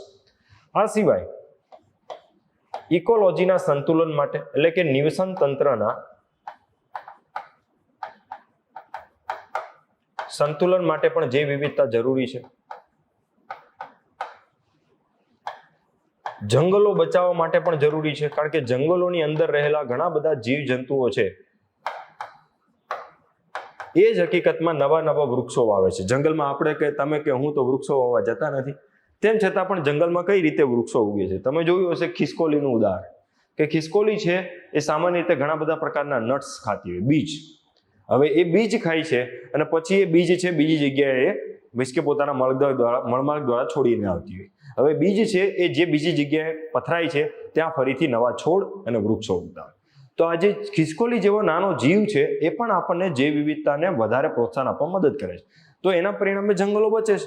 તો જંગલો બચાવવા માટે જરૂરી છે, કારણ કે એનાથી જ આપણને ઓક્સિજન મળશે અને પૃથ્વીનું તાપમાન પણ મેન્ટેન રહેશે. ઓકે, આ સિવાય તમે જોવા જાઓ તો જળ, જમીન અને હવા ના શુદ્ધિકરણ માટે જરૂરી છે. કારણ કે તમામ જીવો કોઈને કોઈ રીતે ઇકોલોજીનો ભાગ છે અને બધા જીવો અલ્ટિમેટલી આપણને કોઈને કોઈ રીતે મદદ કરે છે. પ્રત્યક્ષ પણ કરે છે, અપ્રત્યક્ષ રીતે પણ કરે છે. જેમ કે સમુદ્રની અંદર રહેલા ફાઇટોપ્લાન્ક્ટોન છે, સમુદ્રમાં રહેલા ફાઇટોપ્લાન્ક્ટોન નામના જીવો આ આપણને મોટા પાયે ઓક્સિજન આપે, જે બહુ ઓછા લોકોને ખબર છે. આપણે તેવું જ સમજીએ ખાલી વૃક્ષો જ ઓક્સિજન આપે, ના એવું નથી. આ ફાઇટોપ્લાન્ક્ટોન જેવા જીવો પણ આપણને ઓક્સિજન આપે છે. તો આપણે સમુદ્રની અંદર રહેલા જીવોને પણ બચાવવા જરૂરી છે. ઓકે, તો આવી રીતે ઘણી બધી વસ્તુ છે. ઓકે, ખોરાક તરીકે આહારના સ્ત્રોત તમે જુઓ કે આપણને સમુદ્ર છે ઘણી બધી પ્રકારની માછલીઓ આપે છે. ઓકે, જે આપણે આહાર તરીકે યુઝ કરતા હોઈએ છીએ. વૃક્ષો છે એ પણ આપણને ફળ, ફૂલ, પાક ઘણી બધી વસ્તુ આપે છે આપણને. ઓકે, ઔષધીય વનસ્પતિઓ, તો આ બધા આપણને જૈવ વિવિધતાના બચાવવાના ફાયદા છે. ઓકે, તો આ જૈવ વિવિધતા એટલા માટે આપણે બચાવવી જરૂરી છે. તો આપણે એને બચાવવા માટે ખર્ચો કરવો પડશે અને ભારતે એટલા માટે ડિમાન્ડ કરી છે કે ભાઈ આના માટે ભંડોળ ઊભું કરવામાં આવે અને ભંડોળનો ખાસ હેતુ જૈવ વિવિધતાને બચાવવા માટે થાય. ચલો, તો હવે જુઓ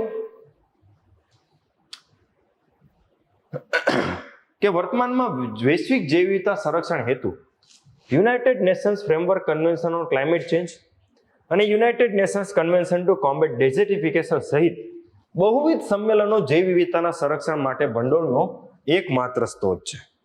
ઓકે, અત્યારે આમ જોવા જઈએ તો જૈવ વિવિધતાને બચાવવા માટે આપણને કોઈ ખાસ ભંડોળ નથી મળતું. અત્યારે જૈવ વિવિધતાને બચાવવા માટે જે ભંડોળ મળે છે એ હકીકતમાં એક રીતે જોવા જઈએ તો આપણને બે કન્વેન્શનમાંથી મળે છે. એક છે UNFCCC જે આપણે ભણી ગયા અને બીજું છે UNCBD. આમાંથી જે ભંડોળ મળે છે એનો જ આપણે ઉપયોગ જૈવ વિવિધતા બચાવવા માટે કરીએ. તો જૈવ વિવિધતા બચાવવા માટે આપણે ખાસ બરોબર ભંડોળની જરૂર પડશે. તો આઈ હોપ સો કે તમને આખો ટોપિક ક્લિયર થયો હશે અને આ બેઠકનું મહત્વ સમજાયું હશે ભાઈ. હવે જો એની પછી આપણે એક પ્રોજેક્ટની વાત કરીએ કે આપણા ભારત સરકાર દ્વારા, એટલે કે ભારત સરકારનું એક મંત્રાલય છે, જળ શક્તિ મંત્રાલય. કયું મંત્રાલય? જળ શક્તિ મંત્રાલય. તો જળ શક્તિ મંત્રાલય છે એ એક પ્રોજેક્ટ ચલાવે છે, નમામિ ગંગે પ્રોજેક્ટ. કયો? નમામિ ગંગે પ્રોજેક્ટ. આ નમામિ ગંગે પ્રોજેક્ટ છે એના ઘણા બધા હેતુ છે, 7-8 હેતુ છે. જેમ કે નદીની પાણી સ્વચ્છ કરવું, નદીની આજુબાજુ વૃક્ષારોપણ કરવું, નદીમાં કચરો ઠાલવતો અટકાવો, નદીમાં રહેલા પ્રદૂષણનું શુદ્ધિકરણ કરવું. ઘણા બધા રસ્તા છે. નદીમાં ગટરનું પાણી જતું અટકાવવું, નદીમાં રહેલા નદીમાં રહેલી જીવોનું સંરક્ષણ કરવું, ઘણા બધા. તો આ નમામિ ગંગે પ્રોજેક્ટ છે એને હકીકતમાં આપણને યુનાઇટેડ નેશન્સ દ્વારા માન્યતા આપવામાં આવી છે. જો કે પ્રાકૃતિક વિશ્વને પુનઃસ્થાપિત કરવા માટેની દુનિયાની જે 10 અલગ અલગ પહેલો ચાલે છે, ઘણી બધી ચાલે છે, તો એમાં જે ટોપ 10 પહેલો છે એમાં ભારતની એક પહેલ પસંદ થઈ છે, જે આપણા ભારત માટે ગૌરવની વાત છે. એટલે કે ઇકોસિસ્ટમ રિસ્ટોરેશન. આને શું કહેવાય? પુનઃસ્થાપિત કરવું. એટલે શું કે આપણું જે પ્રાકૃતિક વિશ્વ છે એને આપણે પુનઃસ્થાપિત કરવું હોય તો એને કહેવામાં આવે રિસ્ટોરેશન. શું કહેવાય? રિસ્ટોરેશન. એટલે કે ફરીથી કુદરતી અવસ્થા પ્રાપ્ત કરાવી. જે પ્રમાણે આપણી કુદરતી રીતે નદીઓ કેવી સ્વચ્છ હોય છે, તો ફરીથી આપણા માનવીના પરિણામે જે નુકસાન થયું છે એને દૂર કરીને એને ફરીથી સ્વચ્છ કરવી, તેને રિસ્ટોરેશન કહેવાય. તો આવા જે પ્રાકૃતિક વિશ્વને પુનઃસ્થાપિત કરવા માટે દુનિયામાં ઘણા બધા પ્રોજેક્ટ ચાલે છે અને એમાં જે સર્વોચ્ચ 10 પ્રોજેક્ટ છે એ 10 પ્રોજેક્ટની અંદર ભારતનો પોતાનો એક પ્રોજેક્ટ પસંદ થયેલો છે. કયો પ્રોજેક્ટ? નમામિ ગંગે પ્રોજેક્ટ. કયો ભાઈ? નમામિ ગંગે પ્રોજેક્ટ. ઓકે, યાદ રાખજો કે સંયુક્ત રાષ્ટ્ર જૈવ વિવિધતા પરિષદ 2022માં સંયુક્ત રાષ્ટ્ર દ્વારા પ્રાકૃતિક વિશ્વને પુનઃસ્થાપિત કરતી દુનિયાની જે 10 અગત્યની પહેલો છે એમાં આપણે નમામિ ગંગે પ્રોજેક્ટને પણ માન્યતા આપવામાં આવેલી છે. અને નમામિ ગંગે પ્રોજેક્ટને વર્લ્ડ રિસ્ટોરેશન ફ્લેગશિપ પ્રોજેક્ટ તરીકે પણ સંયુક્ત રાષ્ટ્ર દ્વારા જાહેર કરવામાં આવેલો છે. એટલે આનો ફાયદો એ થશે કે આપણને આ વર્લ્ડ રિસ્ટોરેશન ફ્લેગશિપ પ્રોજેક્ટ તરીકે ભારતનો નમામિ ગંગે પ્રોજેક્ટ પસંદ થવાથી એ નમામિ ગંગે પ્રોજેક્ટમાં જે ખર્ચો થશે એમાં આપણને ફાઇનાન્સ મળશે. એટલે કે આપણને નાણાકીય સહાય મળશે, સલાહ પણ મળશે અને આપણને એમાં પ્રોત્સાહન પણ આપવામાં આવશે. આ એનો આપણને ફાયદો થશે. હવે એની પછી આપણે આ ટોપિકથી આગળ વધીએ ભાઈ. ચલો, તો આ પ્રોજેક્ટમાં કંઈ ખાસ છે નહીં, પણ તેમ છતાં પણ આમાં લખેલું છે, આમાં એક વિધાન કામનું છે કે ભારતે સ્વચ્છ ઉર્જા માટે ગ્રીડને અપગ્રેડ કરવા 2.44 ટ્રિલિયન રૂપિયાની યોજનાનું અનાવરણ કર્યું. ટ્રિલિયન એટલે શું ખબર ભાઈ? 2.44 ગુણ્યા 10^12 મીંડા ભાઈ. કેટલા? 12 ઘાત. હા, ટ્રિલિયન બિલિયન આ યાદ રાખવાનું. ઘણા લોકોને બિલિયન ટ્રિલિયનમાં ખબર જ નથી પડતી હે ને. ચલો અહીંયા નાનું તો ગણિતનું તમને કહી દઉં. જો મિલિયન, બિલિયન અને ટ્રિલિયન 3 શબ્દો આવે હે ને. તો બિલિયન હોય ને તો 10^6 ઘાત. કેટલા? 10 ની પાછળ 6 મીન્સ કે 1 ની પાછળ 6 મીંડા. તમને ખબર છે આમ 3 મીંડે કોમા લાગે તો આમાં મીન્સ કે આમાં 2 કોમા હોય આ રીતે. બિલિયન હોય ને બિલિયન તો એમાં 9 મીંડા. કેટલા? 9 મીંડા. આને કહેવાય બિલિયન. અને ટ્રિલિયન હોય તો એમાં આવશે 12 મીંડા. સહેલું જ છે ભાઈ, એટલું બધું અઘરું નથી યાર. સમજાણું ભાઈ? મિલિયન હોય તો 6, બિલિયન હોય તો 9 અને ટ્રિલિયન હોય તો 12 મીંડા. એટલું છે ભાઈ, આમાં કઈ અઘરું છે નહીં. આપણે ખાલી એક વાર સમજવું પડે. જો ચલો જોઈએ તો આપણી ભારત સરકાર છે ને એને 2.44 ટ્રિલિયન રૂપિયાની યોજનાઓનું અનાવરણ કર્યું. આનાથી આ યોજનાનો મેઇન હેતુ શું છે? આ યોજનાનો મેઇન હેતુ એ છે કે આપણા આખા ભારતમાં ઘણી બધી અલગ અલગ જગ્યાએ, ખાસ કરીને દક્ષિણ ભારત છે, રાજસ્થાન છે, ગુજરાત છે, તો દક્ષિણ ભારતમાં પવન ચક્કીઓ સારી ચાલે છે. પછી પશ્ચિમ ભારતની વાત કરીએ તો ગુજરાત, રાજસ્થાનમાં સૂર્ય ઉર્જાથી સારું ઉત્પાદન થાય છે. તો અહીંયા જે વીજળીનું ઉત્પાદન થાય છે એને આપણે અલગ અલગ વિસ્તાર સુધી પહોંચાડવું પડે અને એના માટે જોઈએ ગ્રીડ. એના માટે શું જોઈએ? Grid connection. તો ગ્રીડ કનેક્શનને આગળ વિસ્તારવા માટે અને જે સ્વચ્છ ઉર્જાનું આપણે ઉત્પાદન કરીએ છીએ એને ભારતના ખૂણે ખૂણા સુધી પહોંચાડવા માટે 2.44 ટ્રિલિયન ડોલરની મીન્સ કે 2.44 ટ્રિલિયન રૂપિયાની બરોબર ભંડોળની યોજનાઓનું અનાવરણ કરેલું છે. હવે જો આની અંદર કે સરકાર એક ટાર્ગેટ કરે છે જે તમને પરીક્ષામાં પૂછી છે. કયું ટાર્ગેટ? કે કેન્દ્ર સરકાર વર્ષ 2030 સુધીમાં સ્વચ્છ ઉર્જા ઉત્પાદન ક્ષમતાને 3 ગણી કરવાનું લક્ષ્યાંક રાખે છે. એટલી ભાઈ 3 ગણી. સરકાર એવો ટાર્ગેટ કરેલો છે કે ભારત સરકાર પોતાની સ્વચ્છ ઉર્જાનો જે લક્ષ્યાંક છે બરોબર 2030 સુધીમાં સ્વચ્છ ઉર્જા ઉત્પાદન ક્ષમતા છે એ અત્યારની સાપેક્ષે કેટલા ગણી થઈ જાય? 3 ગણી. અત્યારે આમ જોવા જાવ તો 175 ગીગાવોટની આજુબાજુ છે અને એને આપણે 500 ગીગાવોટ પહોંચાડવાની છે. આપણે એક્ઝેક્ટ કહીએ તો કેટલા ગીગાવોટે પહોંચાડવાની છે મિત્રો? તો 3 ગણી એટલે કે 500 ગીગાવોટે આપણે પહોંચાડવાની છે. આ યાદ રાખજો. કેટલા ગીગાવોટે? 500 ગીગાવોટે પહોંચાડવાની છે. અને મેં તમને કીધું એ પ્રમાણે આ શાના માટે છે? તો આના માટે છે. જો અહીંયા તમને સમજાવશે કે આ પ્રોજેક્ટ છે એ રાજસ્થાન અને ગુજરાતના રણોમાં આવેલ સોલર પ્લાન્ટ અને તમિલનાડુ સ્થિત વિન્ડ ફાર્મને નેશનલ નેટવર્ક સાથે જોડશે. જેથી શું થાય કે ત્યાં જે મોટા પાયે સ્વચ્છ ઉર્જાનું ઉત્પાદન થાય છે એને ઇન્ટર રિજનલ ટ્રાન્સમિશન દ્વારા આપણે આખા ભારતની સુધી આપણે એને વેચી શકીએ બરોબર. અને એનાથી આપણને આ દાયકાના અંત સુધીમાં 112 ગીગાવોટ પરથી વધારી 150 ગીગાવોટ પર લઈ જઈશું. ઠીક છે ભાઈ, ઓકે. પણ મેઇન વસ્તુ આપણે જોઈએ કે આપણો લક્ષ્યાંક શું છે. તો લક્ષ્યાંક આપણો એવો છે ભાઈ, પંચામૃતમાં વડાપ્રધાને કીધેલો છે. પંચામૃતમાં કોણે કીધેલો છે? વડાપ્રધાને. પંચામૃત કોઈને ખબર છે કે નથી ખબર? યાદ રાખવાના છે, કારણ કે આપણને પરીક્ષામાં પૂછશે કે પંચામૃતમાં નીચેનામાંથી કયા કયા વિધાનો સાચા છે તો કયા વિધાન ખોટા છે એવું પૂછશે. પંચામૃત એટલે 5 વિધાન. એ 5 વિધાનમાં પહેલું વિધાન એવું છે કે ભારત 2030 સુધીમાં પોતાની ઉર્જાની માંગ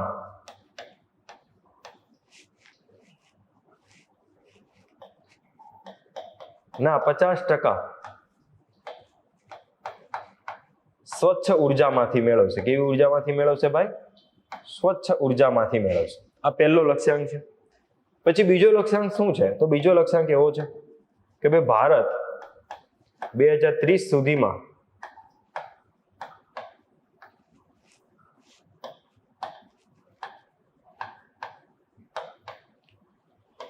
પોતાની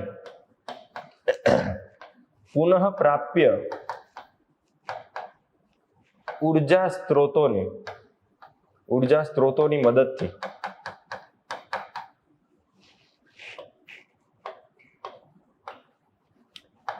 $500 ગીગાવોટ ઉર્જા લક્ષ્યાંક મેળવશે. કહેવાનો સિમ્પલ મતલબ છે કે આપણે 2030ના વર્ષ સુધીમાં જે પણ ઉર્જાનું ઉત્પાદન કરીશું એમાં 500 ગીગાવોટ આપણે સ્વચ્છ ઉર્જામાંથી મેળવીશું. અને બીજા નંબરમાં શું થશે કે 50% આપણે શામાંથી મેળવેલી હશે? સ્વચ્છ ઉર્જા.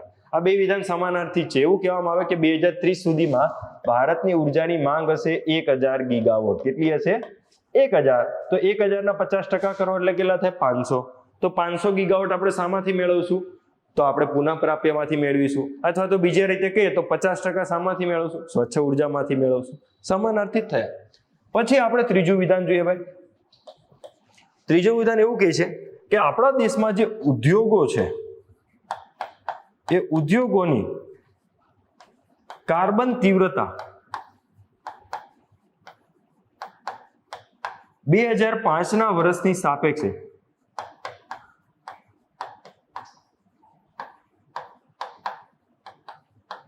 2030 ના વર્ષ સુધીમાં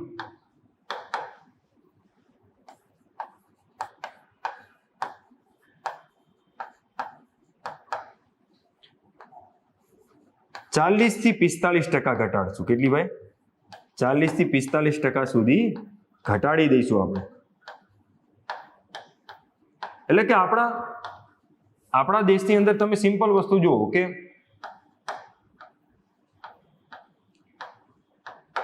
જો આપણા દેશના ઉદ્યોગો આપણા દેશમાં સ્વચ્છ ઉર્જાનું ઉત્પાદન થતું હોય તો આપણા દેશના ઉદ્યોગો સ્વચ્છ ઉર્જા જ વાપરે. જો એ સ્વચ્છ ઉર્જા વાપરે તો એના પરિણામે જે પણ કાર્બન ડાયોક્સાઇડનું ઉત્સર્જન થાય એ પણ ઘટશે. અને એટલા માટે આપણે આ વિધાન લખ્યું છે કે આપણે ઉદ્યોગોની કાર્બન તીવ્રતાને પણ ઘટાડશું. 2005 ના વર્ષની સાપેક્ષે 2030 ના વર્ષ સુધીમાં આપણા ઉદ્યોગોની જે કાર્બન તીવ્રતા છે એટલે કે કાર્બન ઉત્સર્જનનું પ્રમાણ છે એને આપણે 40 થી 45% જેટલું શું કરી દઈશું? ઘટાડી દઈશું. પછી ચોથું કે આનાથી ફાયદો આપણને એ થશે કે ભારત 1 અબજ ટન કાર્બન ડાયોક્સાઇડ ઇક્વાવેલેન્ટ ઉત્સર્જન ઘટાડશે.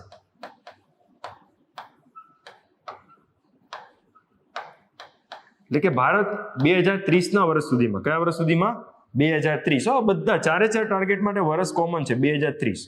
કે ભારત છે 2030 ના વર્ષ સુધીમાં બરોબર 1 અબજ ટન કાર્બન ડાયોક્સાઇડનું ઉત્સર્જન ઘટાડશે અથવા તેને સમકક્ષ ઉત્સર્જન ઘટાડશે.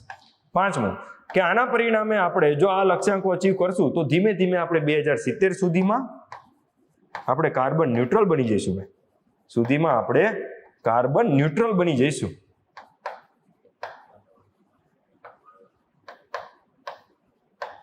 અથવા તો નેટ ઝીરો એમિશન કરતા બની જઈશું. નેટ ઝીરો ઉત્સર્જન કરતા આપણે બની. એટલે કે આપણો દેશ છે એ જેટલું ઉત્સર્જન કરતું હશે એટલું જ સામે શોષણ કરી લેતો હશે એવું બનશે. એટલે કે આપણે હકીકતમાં જોઈએ પરિણામી ઉત્સર્જન કેવું થશે? શૂન્ય. એને નેટ ઝીરો એમિશન કહેવાય. જેટલું ઉત્સર્જન થાય એટલા સામે વૃક્ષો વાવીને અથવા તો બીજી કોઈ રીતે આપણે શોષણ કરી લઈએ તો એને નેટ ઝીરો કહેવામાં આવે. તો વિદ્યાર્થી મિત્રો, વડાપ્રધાને કીધેલા પંચામૃતના 5 મુદ્દાઓ છે જે તમને પરીક્ષામાં બેઠા પૂછાઈ શકે. એમાં ખાસ કરીને વિધાન આધારિત જો અઘરા પ્રશ્ન બનાવવા હોય તો આમાંથી બની જ શકે એમ છે.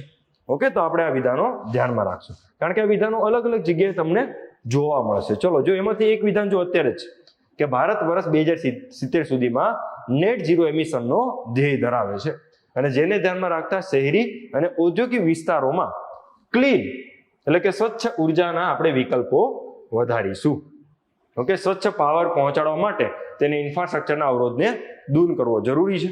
અને જો મેં તમને કીધું એ પ્રમાણે એક લક્ષ્યાંક જો અહીંયા પણ દેખાડો કે ભારત પાસે હાલમાં બિન અશ્મિભૂત બળતણ સ્ત્રોતોમાંથી 175 ગીગાવોટની ઉત્પાદન ક્ષમતા છે અને આપણે 2030 સુધીમાં એને વધારીને કેટલી કરવાની છે?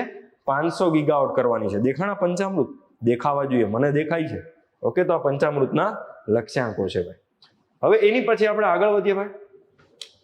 તો હવેનો ટોપિક આવે છે કે ટકાઉ પર્યાવરણ પણ મુખ્ય કારોબારી અધિકારીઓની ગોળમેજી એટલે કે રાઉન્ડ ટેબલ કોન્ફરન્સનું નવી દિલ્હી ખાતે આયોજન થયેલું હતું. તો આપણને પહેલો પ્રશ્ન અહીંયા એ પૂછે છે ભાઈ કે આમાં આયોજન કરતા કોણ કોણ હતા? એટલે કે આ જે રાઉન્ડ ટેબલ કોન્ફરન્સનું આયોજન થયું હતું ટકાઉ પર્યાવરણ પર, તો એમાં કોણે કોણે ભાગ લીધેલો હતો? કોણે કોણે આયોજન કરેલું હતું? તો એમાં આયોજન કરેલું હતું ભારત સરકારનું પર્યટન મંત્રાલય. કોનું આવે છે? પર્યાવરણ નથી આવતું, ભારત સરકારનું પર્યટન મંત્રાલય. પછી યુએનઈપી એટલે કે યુનાઇટેડ નેશન્સ એન્વાયરમેન્ટ પ્રોગ્રામ, જેના વિશે આપણે અગાઉ ભણી ગયા. આ સિવાય આવે છે બરોબર ત્રીજી સંસ્થા responsible tourism society of India. આ 3 સંસ્થાઓએ સાથે મળીને બરોબર ટકાઉ પર્યાવરણ પર મુખ્ય કારોબારી અધિકારી એટલે કે અલગ અલગ કંપનીઓ અથવા તો ટુરિઝમ સાથે સંકળાયેલી કંપનીઓ હોય એના CEO, મુખ્ય કાર્યકારી અધિકારી એટલે કે CEO, ચીફ એક્ઝિક્યુટિવ ઓફિસરની બેઠકનું આયોજન થયેલું હતું. અને આ બેઠકમાં 3 સંસ્થાઓથી આયોજન થયેલું હતું. પર્યટન મંત્રાલય, પર્યટન, UNEP અને responsible tourism society of India. આનો હેતુ શું હતો? આનો હેતુ મુખ્ય એ હતો કે પ્રવાસન ક્ષેત્ર દ્વારા જે કાર્બન ઉત્સર્જન થઈ રહ્યું છે એને ઘટાડવું. પ્રવાસન ક્ષેત્ર દ્વારા જે કાર્બન ઉત્સર્જન થઈ રહ્યું છે એને ઘટાડવું, સાથે ટકાઉ પર્યટનને પ્રોત્સાહન આપવું. ટકાઉ પર્યટન એટલે શું? કે આપણને ખબર જ છે કે આવનારી પેઢીઓ માટે પણ પર્યટનના સ્થળો સારા બન્યા રહે, એમને કોઈ નુકસાન ન થાય, એમાં પણ સ્વચ્છતા જળવાય. તો આ પ્રકારનું ટકાઉ પર્યટન છે એને પ્રોત્સાહન આપવા માટે આ બેઠકનું આયોજન થયેલું હતું ભાઈ. ઓકે, એ બાબત ધ્યાનમાં રાખવાની હતી. બીજું કંઈ આમાં તમારે કંઈ ખાસ વસ્તુ નથી ધ્યાનમાં રાખવાની, મેં તમને કીધું એ પ્રમાણે એટલું જ ધ્યાનમાં રાખવાનું છે. ઓકે, હવે જો અહીંયા કે એક વિધાન છે કે ટકાઉ પર્યાવરણ પર ગોળમેજી પરિષદ સંબંધિત 3 મુખ્ય બાબતો હતી. એક હતું, જો કે આ કંઈ ખાસ કામનું નથી, બહુ જૂનો ટોપિક છે એટલા માટે જવા દઉં છું. ઓકે, IMP હશે તો જ આમાં પડવાનું, બાકી એટલું બધું કંઈ ખાસ નથી. હવે આ ટોપિક કામનો છે ભાઈ, કે અરુણાચલ પ્રદેશમાં રેન બબલર્સની નવી પ્રજાતિ બરોબર મળી આવી અને એનું નામ છે લીસુ રેન બબલર્સ. શું નામ છે ભાઈ? લીસુ રેન બબલર્સ. કઈ જગ્યાએથી મળી આવેલી છે? તો અરુણાચલ પ્રદેશના ચાંગલાંગ જિલ્લામાં. કઈ જગ્યાએ? અરુણાચલ પ્રદેશના ચાંગલાંગ જિલ્લાની અંદર આ રેન બબલર્સની નવી પ્રજાતિ જોવા મળી હોવાનો અંદાજ હતો ભાઈ. બરોબર, મળી આવેલી હતી ભાઈ. હવે આ રેન બબલર્સ છે એનું નામ આપવામાં આવ્યું છે લીસુ રેન બબલર્સ. બરોબર, સ્થાનિક સમાજે એનું મીન્સ કે ત્યાં આજુબાજુમાં જે અરુણાચલ પ્રદેશમાં વસતો સમુદાય છે એનું નામ છે લીસુ. તે લીસુના નામ પરથી આ પક્ષીને લીસુ રેન બબલર્સના નામથી ઓળખવામાં આવેલું હતું ભાઈ. ઓકે, અને એની શોધ છે એ ઇન્ડિયન બર્ડ્સ નામના એક મેગેઝિનમાં પ્રકાશિત થયેલી હતી. બરોબર, તો ઇન્ડિયન બર્ડ્સ દ્વારા પ્રકાશિત કરવામાં આવી હતી. અને ઇન્ડિયન બર્ડ્સ છે એ સાઉથ એશિયન ઓર્નિથોલોજી દ્વારા સમીક્ષા કરાયેલી એક જર્નલ છે. અને આપણને પૂછી શકે ભાઈ કે ઇન્ડિયન બર્ડ્સ નામની જર્નલ કોણ છાપે છે? તો સાઉથ એશિયન ઓર્નિથોલોજી દ્વારા એને છાપવામાં આવે છે ભાઈ. ઓકે, એટલું આપણે ધ્યાનમાં રાખવાનું. હવે જો કે લીસુ રેન બબલર્સ છે બરોબર, આની પહેલા ઘણા બધા વર્ષો પહેલા જોવા મળી હતી 1988માં. એની પછી કોઈ ખાસ જોવા મળેલી નહોતી અને એના પરિણામે અત્યારે ચર્ચાનો મુદ્દો બનેલો હતો. હવે રેન બબલર્સ છે એ ભારતમાં મીન્સ કે ભારત સિવાય મ્યાનમાર, ચીન, થાઈલેન્ડના અમુક ભાગ છે ત્યાં આપણને જોવા મળે છે. અને આને એક રીતે સંગીત ગાતું નાનું પક્ષી એટલે કે સોંગ બર્ડ તરીકે પણ ઓળખવામાં આવે છે. ભૂખરા રંગનું પેટ ધરાવે છે, ચકલી જેવું નાનું અમથું મીન્સ કે હોય છે. બરોબર, તો બીજી કઈ આમાં કોઈ ખાસ બાબત આપણે નથી કામની. આપણે ખાલી એટલું જ જોવાનું હતું કે આ લીસુ રેન બબલર્સ કયા રાજ્યમાંથી જોવા મળી? અરુણાચલ પ્રદેશ. અને જિલ્લો પૂછે તો ચાંગલાંગ. બસ, કામ થઈ ગયું પૂરું. પછી મેં તમને કીધું જો કોઈ પણ પ્રાણી પક્ષી હશે અને IUCNની કેટેગરીમાં તો મૂકેલું જ હશે. તો IUCN હેઠળ આ પક્ષીને શામાં મૂકેલું છે? લિસ્ટ કન્સર્નમાં મૂકેલું છે, એટલે કે ચિંતાનો મુદ્દો છે નહીં. કન્સર્ન એટલે ચિંતા, લિસ્ટ એટલે ઓછી ચિંતાનો મુદ્દો છે. કોઈ ખાસ ચિંતાનો મુદ્દો નથી કારણ કે પક્ષીની સંખ્યા સારી એવી છે. હવે એની પછી આવે છે કચ્છ જિલ્લામાં મુદ્રા કિનારે મેનગ્રુવ બાયોડાયવર્સિટી પાર્કનો વિકાસ. સીધો પ્રશ્ન આપણને પૂછાઈ શકે કે ગુજરાતમાં કયા સ્થાન ઉપર મેનગ્રુવ બાયોડાયવર્સિટી પાર્કનો સ્થાપવાનો વિકાસનું આયોજન થઈ રહ્યું છે? તો કચ્છ જિલ્લો. અને કચ્છ જિલ્લામાં કઈ જગ્યાએ? મુન્દ્રા કિનારે. હવે કચ્છની અંદર જે આપણને હકીકતમાં જે મેનગ્રુવ્સ જોવા મળે છે ભાઈ, એ હકીકતમાં કોઈ ખાસ ઓપન મેનગ્રુવ છે. કેવા? Open mangrove. આ હું તમને સમજાવીશ ભાઈ, કારણ કે જો વેરી ડેન્સ ફોરેસ્ટ આવે, મોડરેટલી ડેન્સ ફોરેસ્ટ આવે, ઓપન ફોરેસ્ટ આવે અને શ્રબ્સ આવે. જો આ રીતે આવે કેટેગરી આવે મિત્રો, કેટેગરી આવે. જો હું તમને યાદ કરાવું, જો ના યાદ હોય તો ચલો આ ઓપ્શો કે આ બધું થઈ ગયું હશે. જો હું તમને યાદ કરાવું કે જો કેનોપી ડેન્સિટી એટલે બીજું કઈ નહીં, જે તે જંગલ હોય ને એની કેનોપી ડેન્સિટી છે એની ઘટતાના આધારે ડિપેન્ડ છે. એટલે કે આમાં વૃક્ષો કેટલા ઘટાદાર છે એના આધારે કેનોપી ડેન્સિટી નક્કી થાય. ચલો હું તમને એક નાનું અમથું ઉદાહરણ આપું કે તમે એક લીમડાના વૃક્ષ નીચે સૂવો અને એક બોરડી નીચે સૂવો, ક્યાં તમને મજા આવે? સાહેબ ઓબ્વિયસ છે લીમડાના વૃક્ષ નીચે જ મજા આવે કારણ કે એનો છાંયડો ઘટાદાર હોય.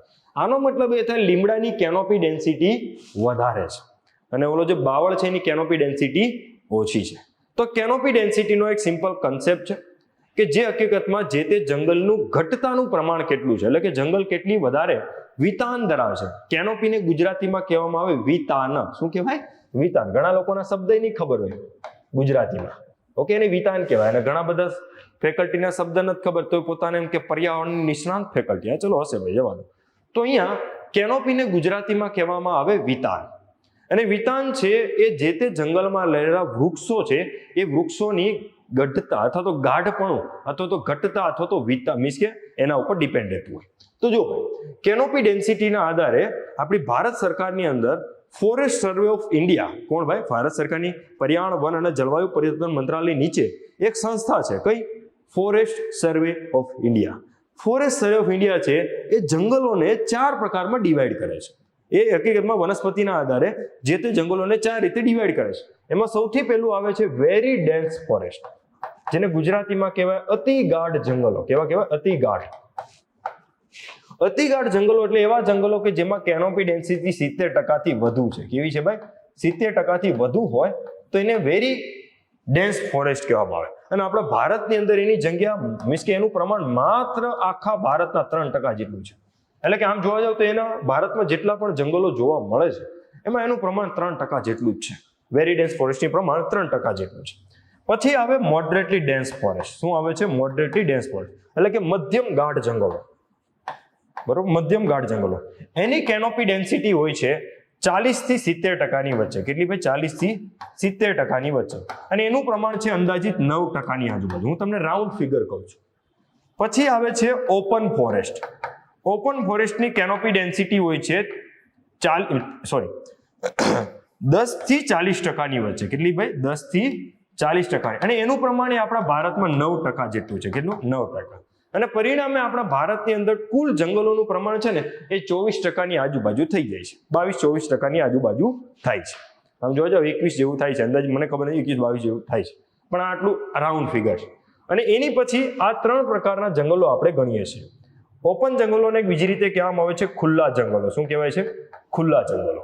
અને આની પછી 10% કરતા ઓછી ડેન્સિટી હોય ને તો એને કહેવામાં આવે છે શ્રબ્સ. શું કહેવાય છે? શ્રબ્સ.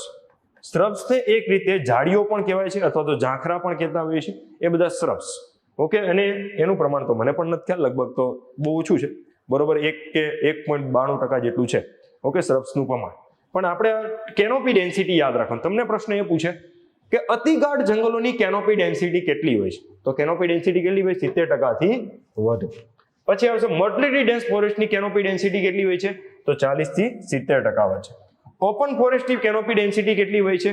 તો 10 થી 40%ની વચ્ચે. અને શ્રબની ડેન્સિટી કેટલી હોય છે? તો 10% થી ઓછી જે હોય તો એની એવા જે જંગલો છે એને સામાન્ય રીતે શ્રબ્સ તરીકે ઓળખવામાં આવે છે.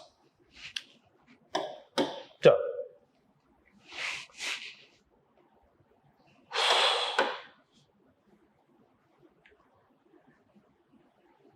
તો ફરીથી મારો કહેવાનો મુદ્દો એ હતો કે આપણા કચ્છ ખાતે જે તમને મેંગ્રુવ જોવા મળે છે ને એ હકીકતમાં ઓપન ફોરેસ્ટ પ્રકારના છે. ઓપન એટલે કે આમ જોવા જાય તો એની કેનોપી ડેન્સિટી છે ને 10 થી 40% વચ્ચે છે. કેટલી છે ભાઈ?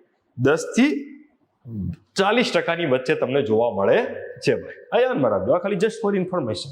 હવે ચલો એની પછી કે કચ્છ જિલ્લામાં આપણા ભારત ઓબ્વિયસ છે કે આપણા ગુજરાતમાં સૌથી વધારે મેંગ્રુવ એ તમને ક્યાં જોવા મળે છે? કચ્છમાં જ જોવા મળે છે. સૌથી વધારે મેંગ્રુવ ક્યાં જોવા મળે છે ભાઈ? કચ્છ જિલ્લામાં તમને જોવા મળે છે ભાઈ. તો ભુજ સ્થિત Gujarat institute of desert ecology Kutch જિલ્લામાં મુદ્રા કિનારે મેંગ્રુવ બાયોડાયવર્સિટી પાર્ક વિકસાવી રહી છે. ઘણા બધા પ્રશ્નો અહીંયા એક જ વિધાનમાં બની ગયા કે ભાઈ કયા જિલ્લામાં મેંગ્રુવ બાયોડાયવર્સિટી પાર્ક બની રહ્યો છે, કયા જિલ્લામાં કયા સ્થળે બની રહ્યો છે અને કોના દ્વારા બની રહ્યો છે? તો જિલ્લો આવશે કચ્છ, સ્થાન આવશે મુદ્રા દરિયા કિનારો અને સંસ્થા આવશે Gujarat institute of desert ecology. કઈ આવશે? Gujarat institute of desert ecology. તમને આમાં પહેલો ઓપ્શન કયો આવશે ખબર? Gujarat institute of ocean ecology. Ocean નહીં, Gujarat institute of desert ecology દ્વારા બની રહ્યું છે. કારણ કે ઘણા લોકો લોજિક લગાવે છે ઓશિયન એટલે સમુદ્ર, સમુદ્ર એટલે સમુદ્ર કિનારે તો હશે ભાઈ મેંગ્રુવ, મેંગ્રુવ તો એ જ આવે. હા, તમારી છઠ્ઠી ઇન્દ્રિય જાગૃત અવસ્થામાં હોય. અહીંયા યાદ રાખવાનું Gujarat institute of desert ecology છે એના દ્વારા હકીકતમાં આ પાર્ક બની રહ્યો છે. હવે આના વિશેની થોડી ઘણી એક્સ્ટ્રા માહિતી આપણે જોઈએ તો વર્ષ 2018માં 20 હેક્ટર વિસ્તારમાં સૌપ્રથમ પાયલોટ પ્રોજેક્ટ સ્વરૂપે આપણે આ પ્રોજેક્ટની શરૂઆત કરી હતી. ઓકે, પણ એની પહેલા આપણે મેનગ્રુવ્સ વિશે અમુક બેઝિક ફેક્ટ્સ આપણને ખબર હોવી જોઈએ. ચલો તો એ ફેક્ટ્સ વિશેની આપણે નાની અમથી વાર્તા કરી લઈએ. ચલો તો મેનગ્રુવ છે એ હકીકતમાં કયા પ્રકારની વનસ્પતિ છે? તો મેનગ્રુવ છે એને હકીકતમાં વનસ્પતિનું એક વિવરણ આવે છે ચેમ્પિયન અને સેથ, એટલે કે જંગલોને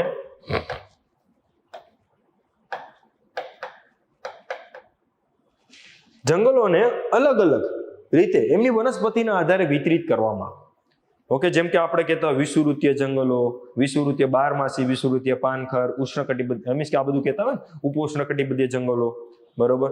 આપણે વચ્ચે શંકુદ્રમ જંગલો, તો આ બધા અલગ અલગ પ્રકારના જંગલો થયા, તો એમનું વિતરણ છે. તો એ હકીકતમાં વનસ્પતિના પ્રકારના આધારે, વનસ્પતિના આબોહવાના પ્રકારના આધારે જે વિતરણ બહાર પડેલું છે એને કહેવાય છે ચેમ્પિયન અને સેથ વર્ગીકરણ. તો ચેમ્પિયન અને સેથ વર્ગીકરણની અંદર આ જે કાદવ કીચડમાં ઉગતા મેનગ્રુવ વૃક્ષો છે એને લિટોરલ પ્રકારની વનસ્પતિ કહેવામાં આવે છે. કેવી ભાઈ? લિટોરલ પ્રકારની વનસ્પતિ તરીકે વ્યાખ્યાયિત કરેલી છે. લિટોરલ આ શબ્દ યાદ રાખવાનો છે ભાઈ.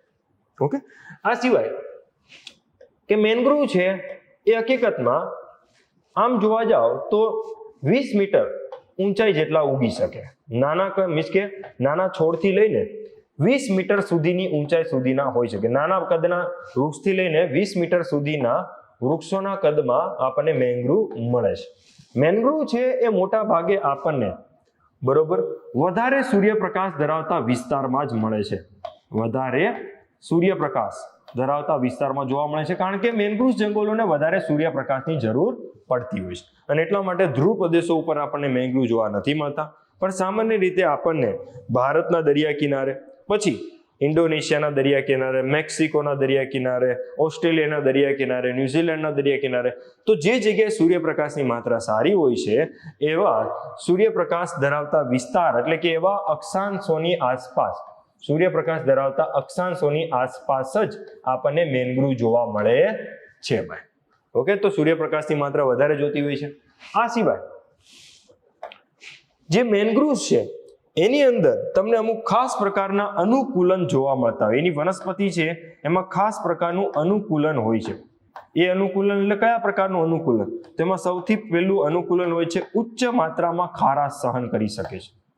ઉચ્ચ માત્રામાં ખારાશને સહન કરી શકે છે. અને એ ખારાશ મીન્સ કે એ ખારા પાણીમાં ઉગે છે તો એનું જે થડ હોય છે, એનું જે પ્રકાંડ હોય છે, એમાં તમને ચીરાઓ જોવા મળે છે. શું જોવા મળે છે? એનું જે થડ હોય, વૃક્ષ હોય, એના થડમાં તમને શું જોવા મળે? ચીરાઓ.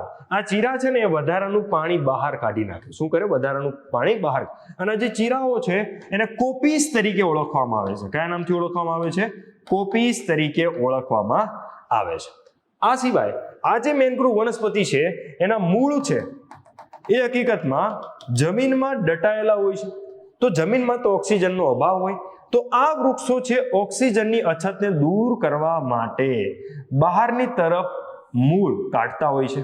આ રીતે બહારની તરફ મૂળ કાઢતા હોય છે અને એટલા માટે એના મૂળ છે ને તમને બહારની તરફ દેખાતા હોય છે, જેને કહેવામાં આવે છે હકીકતમાં અંધમૂળ. શું કહેવાય છે એને? અંધમૂળ કહેવામાં આવે છે. ઓકે, યાદ રાખજો, એને શું કહેવાય છે? અંધમૂળ કહેવામાં આવે છે. ઓકે, અંધમૂળ પણ કહી શકો તમે, અથવા તો આનું એક સારું નામ પણ છે, હું પણ ભૂલી ગયો. હા, ન્યુમેટોફોરસ. એને ન્યુમેટોફોરસ તરીકે પણ ઓળખવામાં આવે છે. ઓકે, એના જે મૂળ છે જે પાણીમાંથી બહાર નીકળે છે એને ન્યુમેટોફોરસ તરીકે ઓળખવામાં આવે. અને ઘણી બધી વનસ્પતિ એવી છે કે જે પોતાના મૂળ છે એ હકીકતમાં જમીનની ઉપર જ ઠાલવી દેતી હોય છે. આ જમીનની સપાટીની ઉપર જ આ રીતે તમને મૂળ એના જોવા મળતા હોય છે અને આ રીતે વૃક્ષ ઉગેલું. તો આને કહેવામાં આવે છે પ્રોપરૂટ્સ. આને શું કહેવામાં આવે છે ભાઈ? પ્રોપરૂટ્સ તરીકે ઓળખવામાં આવે છે. કારણ કે આ રૂટ્સ છે એ જમીનમાં એટલા બધા ઊંડા તો નથી જતા, પણ એ બહારની તરફ જ પોતાના મૂળ ઠાલવી દે, જેથી ઓક્સિજન એને ભરપૂર માત્રામાં મળી રહે. અમુક જગ્યાએ વનસ્પતિ છે એ હકીકતમાં જમીનમાં મૂળ જાય તો બહાર આવશે, અને અમુક જગ્યાએ શું હશે? મૂળ જ બહાર ફેલાઈ જાય. તો બહાર ફેલાઈને પ્રોપરૂટ્સ કહેવામાં આવે. ઓકે, અને જે અંદર જાય એને અંધમૂળ અથવા તો ન્યુમેટોફોરસ તરીકે ઓળખીએ. અને એમાં જે થડ ઉપર જે ચીરાઓ હોય એને આપણે કયા નામથી ઓળખીએ છીએ? કોપીસ તરીકે ઓળખીએ. પ્લસ આના જે પર્ણ હોય છે, આના જે પાંદડું હોય, મીન્સ કે આનું જે પર્ણ હોય છે ભાઈ, ઓકે, એ પર્ણને તમે જો ધ્યાનથી જુઓ, ઓકે, તો એ પર્ણની નીચેની બાજુ તમને ખાંડ જેવા સ્ફટિક દેખાતા હોય છે. ખાંડ જેવા સ્ફટિક તમને જોવા મળે છે. ખાંડ અથવા તો મીઠા જેવા એકદમ ચળકદાર સ્ફટિક જોવા મળે છે. તમને એમ લાગે અહીંયા કોણે મીઠું ચોપડી દીધું? એ મીઠું નથી ચોપડેલું. એ હકીકતમાં પર્ણ છે. એ હકીકતમાં બાષ્પોત્સર્જનની પ્રક્રિયા દરમિયાન જે ભેજ ગુમાવે છે, તો એ ભેજ તો ગુમાવશે જ. ઓકે, એમાં કોઈ નવી વાત નથી. એ ભેજને તો વાતાવરણમાં છોડશે જ આ વનસ્પતિ, પણ એના પરિણામે અહીંયા જે ક્ષાર છે જમા થઈ જાય. પર્ણની આજુબાજુ શું થાય? ક્ષાર છે એ જમા થઈ જાય.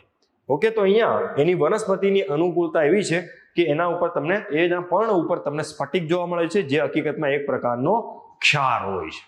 ઓકે, તો આ એના પર્ણનું અનુકૂલન થયું. અને એના પર્ણ છે એ હકીકતમાં જાડા અને રસદાર હોય છે. કેવા હોય છે ભાઈ?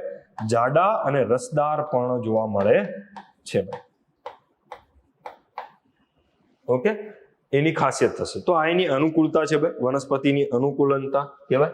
ઓકે, આ સિવાય કે આપણને મેન્ગ્રુવ્સ જંગલોથી કયા કયા લાભ પ્રાપ્ત થાય છે? તો મેન્ગ્રુવ્સ વનસ્પતિના પરિણામે સૌથી પહેલા તો ખારાઈ ઊંટનો આ ખોરાક છે. તમે નામ તો સાંભળ્યું હશે, ખારાઈ ઊંટ. ઓકે, ખારાઈ ઊંટનો આ એક અગત્યનો ખોરાક છે આ મેન્ગ્રુવ્સ. આ સિવાય સ્થાનિક લોકો માટે એ ઘણા બધા પ્રકારનો આહાર, બળતણ, મધ, મીણનો પણ સ્ત્રોત છે. કારણ કે આમાંથી આ જે જંગલો છે એમાંથી ઘણી બધી પ્રોડક્ટ્સ પણ આપણને મળતી હોય છે. આ સિવાય આ મેન્ગ્રુવ્સ જંગલો છે એ પાણીના શુદ્ધિકરણમાં બહુ અગત્યનો ભાગ ભજવે છે. એટલે કે જળ શુદ્ધિકરણ. શું કરે છે ભાઈ? જળ શુદ્ધિકરણ. એટલે કે સમુદ્રનું જે પ્રદૂષિત અથવા તો નદીઓમાંથી આવતું જે દૂષિત પાણી હોય એ જ્યારે આ મેન્ગ્રુવ્સના વિસ્તારમાંથી પસાર થાય તો એની જે રેતી છે એ બારીક હોય છે, અને એ રેતી ભારે ધાતુઓને ગાળી લે છે. શું કરે છે? ભારે ધાતુઓને સમુદ્રમાં જતા અટકાવે છે. એ પોતે ભારે ધાતુઓ સમુદ્રમાં જાય તો નુકસાન કરે જીવન, તો આ ભારે ધાતુઓને અટકાવે છે. આ મેન્ગ્રુવ્સ જંગલોની જમીન છે એ આ ભારે ધાતુઓને ગાળી નાખે છે, અને એટલા માટે જળ શુદ્ધિકરણનું પણ એ ખૂબ અગત્યનું કાર્ય કરે છે. આ સિવાય એ આપણને જળવાયુ પરિવર્તનથી પણ બચાવવાનું કામ કરે છે, કારણ કે એ હકીકતમાં અગત્યના કાર્બન ડાયોક્સાઇડના શોષક છે ભાઈ. શું છે? કાર્બન ડાયોક્સાઇડના શોષક છે. એ કાર્બન ડાયોક્સાઇડનું શોષણ કરે છે, બદલામાં તમને ઓક્સિજન આપે છે. ઓકે, આ બાબત ધ્યાનમાં રાખવાની. આ સિવાય હજી એના ઘણા બધા ફાયદાઓ છે, જેમ કે વાવાઝોડા અને સુનામી સમયે, વાવાઝોડા અને સુનામી સમયે એ હકીકતમાં ધોવાણને અટકાવે છે. શું કરે છે? ધોવાણને અટકાવે છે. અને એક રીતે આ મેન્ગ્રુવ્સ જે જંગલો છે એ સુનામી દરમિયાન આવતા જે મોજા છે એની તીવ્રતાને પણ ઘટાડે છે. એની તીવ્રતાને પણ ઘટાડે છે. આ સિવાય આ મેન્ગ્રુવ્સ જંગલો મોટા પાયે જૈવ વિવિધતાને સપોર્ટ આપે છે. મોટા પાયે જૈવ વિવિધતાને ટકાવવાનું કામ કરે છે, કારણ કે એ જે વૃક્ષો છે એમાં ઘણા બધા પક્ષીઓ, પછી નીચે જે પાણી ભરાયેલું છે એમાં ઘણા બધા પ્રકારના સમુદ્રી જીવો અથવા તો કાદવ કીચડમાં રહેતા જીવો, બરોબર. આ સિવાય ઘણા બધા પક્ષી, મીન્સ કે ઘણી બધી પ્રકારની માછલીઓ, બરોબર. તો આ બધાને એ મોટા પાયે સપોર્ટ કરે છે. ઓકે, એને ટેકઅવે રાખવામાં મદદ કરે છે. તો આ મેન્ગ્રુવ વિશેનું સરસ મજાનું ટોપિક આપણે જોયું. પ્લસ આપણા ભારતમાં સૌથી વધારે મેન્ગ્રુવ કયા રાજ્યમાં જોવા મળે છે ભાઈ? તો પશ્ચિમ બંગાળ રાજ્યમાં જોવા મળે છે. એવું કહેવામાં આવે છે કે આખા ભારતના 42% મેન્ગ્રુવ જંગલો ખાલી અને ખાલી એક જ રાજ્યમાં છે, પશ્ચિમ બંગાળ રાજ્યમાં. અને પશ્ચિમ બંગાળમાં પણ કયા સ્થાન ઉપર? તો એને આપણે કહીએ છીએ સુંદરવન. શું કહીએ છીએ? સુંદરવન વિસ્તાર કહેતા હોય. અને એમાં પણ સુંદરવન એટલે કયો જિલ્લો? તો 24 પરગણા જિલ્લો. પશ્ચિમ બંગાળના એક જિલ્લાનું નામ છે 24 પરગણા જિલ્લો. કયો જિલ્લો? 24 પરગણા જિલ્લો. આ 24 પરગણા જિલ્લો છે ને વિદ્યાર્થી મિત્રો, એ આખા ભારતના 40% મેન્ગ્રુવ સાચવીને બેઠો છે. વિચાર કરો, આખા ભારતના 42% કોણ સાચવીને બેઠું છે? પશ્ચિમ બંગાળ. અને એમાં એક જ જિલ્લો જો આખા ભારતના 40%, કયો જિલ્લો? 24 પરગણા. કયા રાજ્યનો છે? પશ્ચિમ બંગાળ, જે સુંદરવનનો મોટા ભાગનો વિસ્તાર છે. ઓકે, તો સુંદરવન છે ને બહુ ઇન્ટરેસ્ટિંગ વસ્તુ છે. સુંદરવન છે એ એક રીતે જોવા જાઓ તો એ બાયોસ્ફિયર રિઝર્વ પણ છે, બાયોસ્ફિયર રિઝર્વ છે, નેશનલ પાર્ક પણ છે, બરોબર. આ સિવાય એ મેંગ્રુવનો મીન્સ કે મેંગ્રુવ ધરાવતો સૌથી મોટો વિસ્તાર પણ છે. ઓકે, તો સુંદરવન છે હકીકતમાં ઘણી બધી વસ્તુ છે, વિસ્તાર એક જ છે પણ એ બાયોસ્ફિયર રિઝર્વ તરીકે પણ નોંધાયેલો છે, નેશનલ પાર્ક તરીકે પણ નોંધાયેલો છે, બરોબર. તો આ રીતે ઘણી બધી વસ્તુમાં અગત્યનો મીન્સ કે સુંદરવન વિસ્તાર છે આપણા માટે. ચલો, તો હવે અહીંયા ઇનફ રાખીએ. પછી મેંગ્રુવ વિશેને આંકડાકીય માહિતી આપણે પછીના કોઈ સેશનમાં જોઈ લઈશું ભાઈ. ઓકે, એ હું તમને સેશનમાં સમજાવી દઈશ. અત્યારે આ બેઝિક આપણે ક્લિયર કર્યું. ચલો, તો હવે આપણે ગુજરાતના વિસ્તારમાં આવીએ. તો વર્ષ 2018માં આપણે 20 હેક્ટર વિસ્તારમાં આપણે આ સૌપ્રથમ પાયલટ પ્રોજેક્ટ લોન્ચ કરેલો હતો કે ભાઈ જોઈએ કે આપણા દરિયા કિનારે મેંગ્રુવ સારા એવા માત્રામાં ઉગી શકે છે કે નથી ઉગતી. તો આપણને એનો ફાયદો દેખાણો કે મુન્દ્રા ખાતે હકીકતમાં આપણે જે શરૂઆત કરી આપણને ફળ સારું મળ્યું કે મેંગ્રુવનું પ્રમાણ ત્યાં ઉગાડી શકાય છે એવું પણ સાબિત થયું. અને આ જે પ્રોજેક્ટ છે મેંગ્રુવ બાયોડાયવર્સિટી પાર્ક, એ આપણે ઘણી બધી જગ્યાએ ઉપયોગ કરશું. જેમ કે આપણે એને અલગ અલગ જગ્યાએ મેંગ્રુવ ઉગાડવા માટેના બેઝ મોડલ તરીકે, વિદ્યાર્થીઓને નોલેજ આપવા માટે, આ સિવાય ઘણા બધા રિસર્ચ પ્રોત્સાહન માટે પણ આ પાર્કનો આપણે ઉપયોગ કરશું. ઓકે, હવે આમાં મુન્દ્રાના કિનારામાં જે મુન્દ્રાના દરિયા કિનારે જે મેંગ્રુવ જોવા મળે છે એમાં સૌથી વધારે અગત્યની મીન્સ કે સૌથી મોટા માત્રામાં જોવા મળે છે સેરિયોસ ટેગલ અને રાઇઝોફોરા મ્યુક્રોનેટ. કઈ ભાઈ? સેરિયોસ ટેગલ અને રાઇઝોફોરા મ્યુક્રોનેટ જેવી મેંગ્રુવ પ્રજાતિ છે એ આપણને ત્યાં વધારે જોવા મળે છે.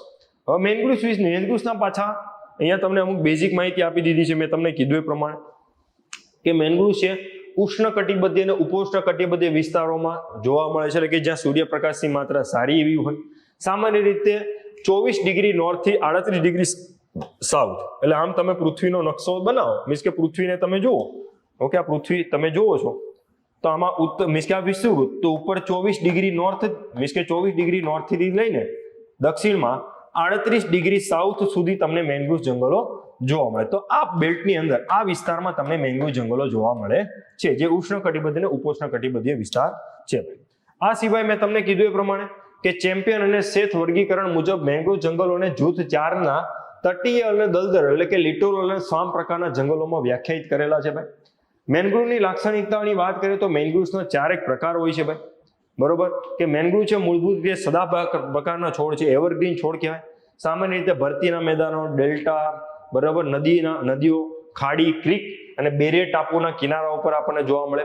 નદીઓ દ્વારા લાવવામાં આવતો પુષ્કળ કાંપવાળો પ્રદેશ અને રેતાળ દરિયા કિનારો એને વધારે ગમતો હોય છે ભાઈ. ઓકે, તો એવી જગ્યાએ આપણને જોવા મળતું હોય છે કે જ્યાં ભરતી ઓટનું પાણી આવતું જતું રહેતું હોય, સમુદ્રનું પાણી આવતું જતું રહેતું હોય, તો એ જગ્યાએ મેંગ્રુવ જોવા મળે. પછી અહીંયા તમને કીધું ઝાડીઓ સ્વરૂપે પણ હોય અને 8 થી 20 મીટર ઊંચા ધરાવતા વૃક્ષ રૂપે પણ તમને જોવા મળે. આ સિવાય ભારતમાં જોવા મળતી અગત્યની પ્રજાતિ જોઈએ તો એવિસેનિયા ઓફિસિનાલિસ, મોરિન્ડા સેટ્રોફિલા, રાઇઝોફોરા મ્યુક્રોનાટા, જે આપણે અહીંયા હમણાં ભણ્યા એ જ. આ રીતે ઘણી બધી પ્રજાતિ જોવા મળે છે. પછી 4 પ્રકારના મેંગ્રુવ હોય: કાળા મેંગ્રુવ, લાલ મેંગ્રુવ, સફેદ મેંગ્રુવ અને બટનવુડ મેંગ્રુવ. 4 પ્રકારના મેંગ્રુવ હોય: કાળા મેંગ્રુવ, લાલ મેંગ્રુવ, સફેદ મેંગ્રુવ અને બટનવુડ મેંગ્રુવ. આ મેંગ્રુવના થોડેક ડિટેલ વધારે આપણે પછીના કોઈ સેશનમાં હું હજી ચલાવી દઈશ, નહીતર તો હવે કરંટ પૂરું જ નહીં થાય વિદ્યાર્થી મિત્રો. ઓકે, એટલે કે આપણે જોકે જોવા જઈએ તો જીકે સાથે જોઈએ છે તો દર મહિને આપણે ઉમેરવાનું જ છે. દર મહિને આવા ટોપિક આવતા રહેશે ને એમાં કોઈને કોઈ ફરીથી મેંગ્રુવ આવશે એટલે ફરીથી આ ટોપિક હું આખો મેંગ્રુવનો બાકીનો જે પોર્શન છે એ પાછો ચલાવીશ. પછી તમને અહીંયા માહિતી આપી દીધી કે બાંગ્લાદેશ અને ભારતમાં લગભગ સુંદરવન એ વિશ્વનું સૌથી મોટું મેંગ્રુવ જંગલ છે. એ તમને ખબર હશે કે 1992 થી શરૂઆત એના વૈજ્ઞાનિક વ્યવસ્થાપનની આ મેંગ્રુવ મીન્સ કે આ સુંદરવનની શરૂઆત થઈ. 1976માં રાષ્ટ્રીય મેંગ્રુવ સમિતિની સ્થાપના થઈ, વગેરે વગેરે ફેક્ચ્યુઅલ બાબતો છે ભાઈ, બરોબર, એ જોઈ લેવાય. પછી આવે છે સંયુક્ત રાષ્ટ્ર પર્યાવરણ કાર્યક્રમ ચેમ્પિયન ઓફ ધ અર્થ 2022. પહેલા તો પ્રશ્ન આપણને અહીંયા એ પૂછશે કે champion of the earth award કોને આપવામાં આવે છે, કોના દ્વારા આપવામાં આવે? Sorry, champion of the earth award કોના દ્વારા આપવામાં આવે? તો champion of the earth award છે એ UNEP એટલે કે યુનાઇટેડ નેશન્સ એન્વાયરમેન્ટ પ્રોગ્રામ દ્વારા આપવામાં આવે છે. ઓકે, તો હવે એ કોને આપવામાં આવે? કે જે લોકો પર્યાવરણના સંરક્ષણમાં અગત્યનું કામ કરતા હોય એને આ એવોર્ડ આપવામાં આવે છે. ખાસ કરીને જો આપી દીધું કે ચેમ્પિયન ઓફ ધ અર્થ 2022 સન્માન જૈવ વિવિધતા પુનઃસ્થાપનનો દાયકો કયો? 2021-2030. 2021-2030ના દાયકાને આપણે ઇકોસિસ્ટમ રિસ્ટોરેશનના દાયકા તરીકે એટલે કે જૈવ વિવિધતાના પુનઃસ્થાપનના દાયકા તરીકે સંયુક્ત રાષ્ટ્ર ઉજવી રહ્યું છે. તો એના પરિણામે જે લોકો પ્રયત્ન કરે છે એમને આ ચેમ્પિયન ઓફ ધ અર્થ પુરસ્કાર આપવામાં આવે છે. અને આ પર્યાવરણનું સર્વોચ્ચ સન્માન છે. આ જે champion of the earth award છે એ પર્યાવરણ ક્ષેત્રનું સર્વોચ્ચ એવોર્ડ પણ છે ભાઈ. હવે જો ચેમ્પિયન ઓફ અર્થ છે એ અલગ અલગ 4 કેટેગરીમાં આપવામાં આવે છે. કેટલી? અલગ અલગ 4 કેટેગરીમાં આપવામાં આવે છે. પહેલી કેટેગરી છે નીતિ નેતૃત્વ, બીજું છે પ્રેરણા અને કાર્ય, ત્રીજું ઉદ્યોગ સાહસિક દ્રષ્ટિ, ચોથું છે વિજ્ઞાન અને નવીનતા, અને હજી પાંચમી પણ છે પણ એ જવા દો, 4 છે. હવે આમાં આપણે યાદ કઈ રાખશું વિદ્યાર્થી મિત્રો? તો જો આમાં યાદ રાખવાનું છે આપણે ભારતીય લોકોને. કોને યાદ રાખવાના છે? ભારતીય. એક છે ભારતીય મૂળના બ્રિટિશ વ્યક્તિ અને બીજું છે પ્યોર ભારતીય વ્યક્તિ. સર પાર્થ દાસગુપ્તા યુકેના અર્થશાસ્ત્રી છે, ભારતીય મૂળના છે. એમને વિજ્ઞાન અને ટેકનોલોજી અથવા તો વિજ્ઞાન અને નવીનતા ક્ષેત્રની શ્રેણી માટે ચેમ્પિયન ઓફ અર્થ એવોર્ડ મળ્યો. અને બીજું છે ડોક્ટર પૂર્ણિમા દેવી બર્મન, જે છે ભારતના વન્યજીવ જીવ વિજ્ઞાની, એમને આપવામાં આવેલો છે. તો 2 લોકોને એવોર્ડ આપણે યાદ રાખવાનો, બાકીના કોઈને આપણે યાદ રાખવાની જરૂર નથી ભાઈ. આપણે 2 યાદ રાખવાના છે, સર પાર્થદાસ ગુપ્તા અને બીજું કોણ? ડોક્ટર પૂર્ણિમા દેવી. ચલો હવે એમના વિશે જોઈ લઈએ ભાઈ કે એ બંને કોણ હતા. તો આ જે સર પાર્થદાસ ગુપ્તા છે એ હકીકતમાં જૈવ વિવિધતા અર્થશાસ્ત્ર ઉપર કામ કરે છે, એટલે કે બાયોડાયવર્સિટી સાથે સંકળાયેલા ઇકોનોમિક્સ ઉપર કામ કરે છે. વિચિત્ર વિષય.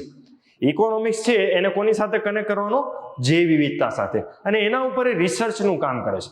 તો એવા સર પાર્થદાસ ગુપ્તા છે જે યુકેના છે, એમને એવોર્ડ મળેલો છે ભાઈ. અને સાથે બીજું આવે છે આપણે પૂર્ણિમા દેવી બર્મન.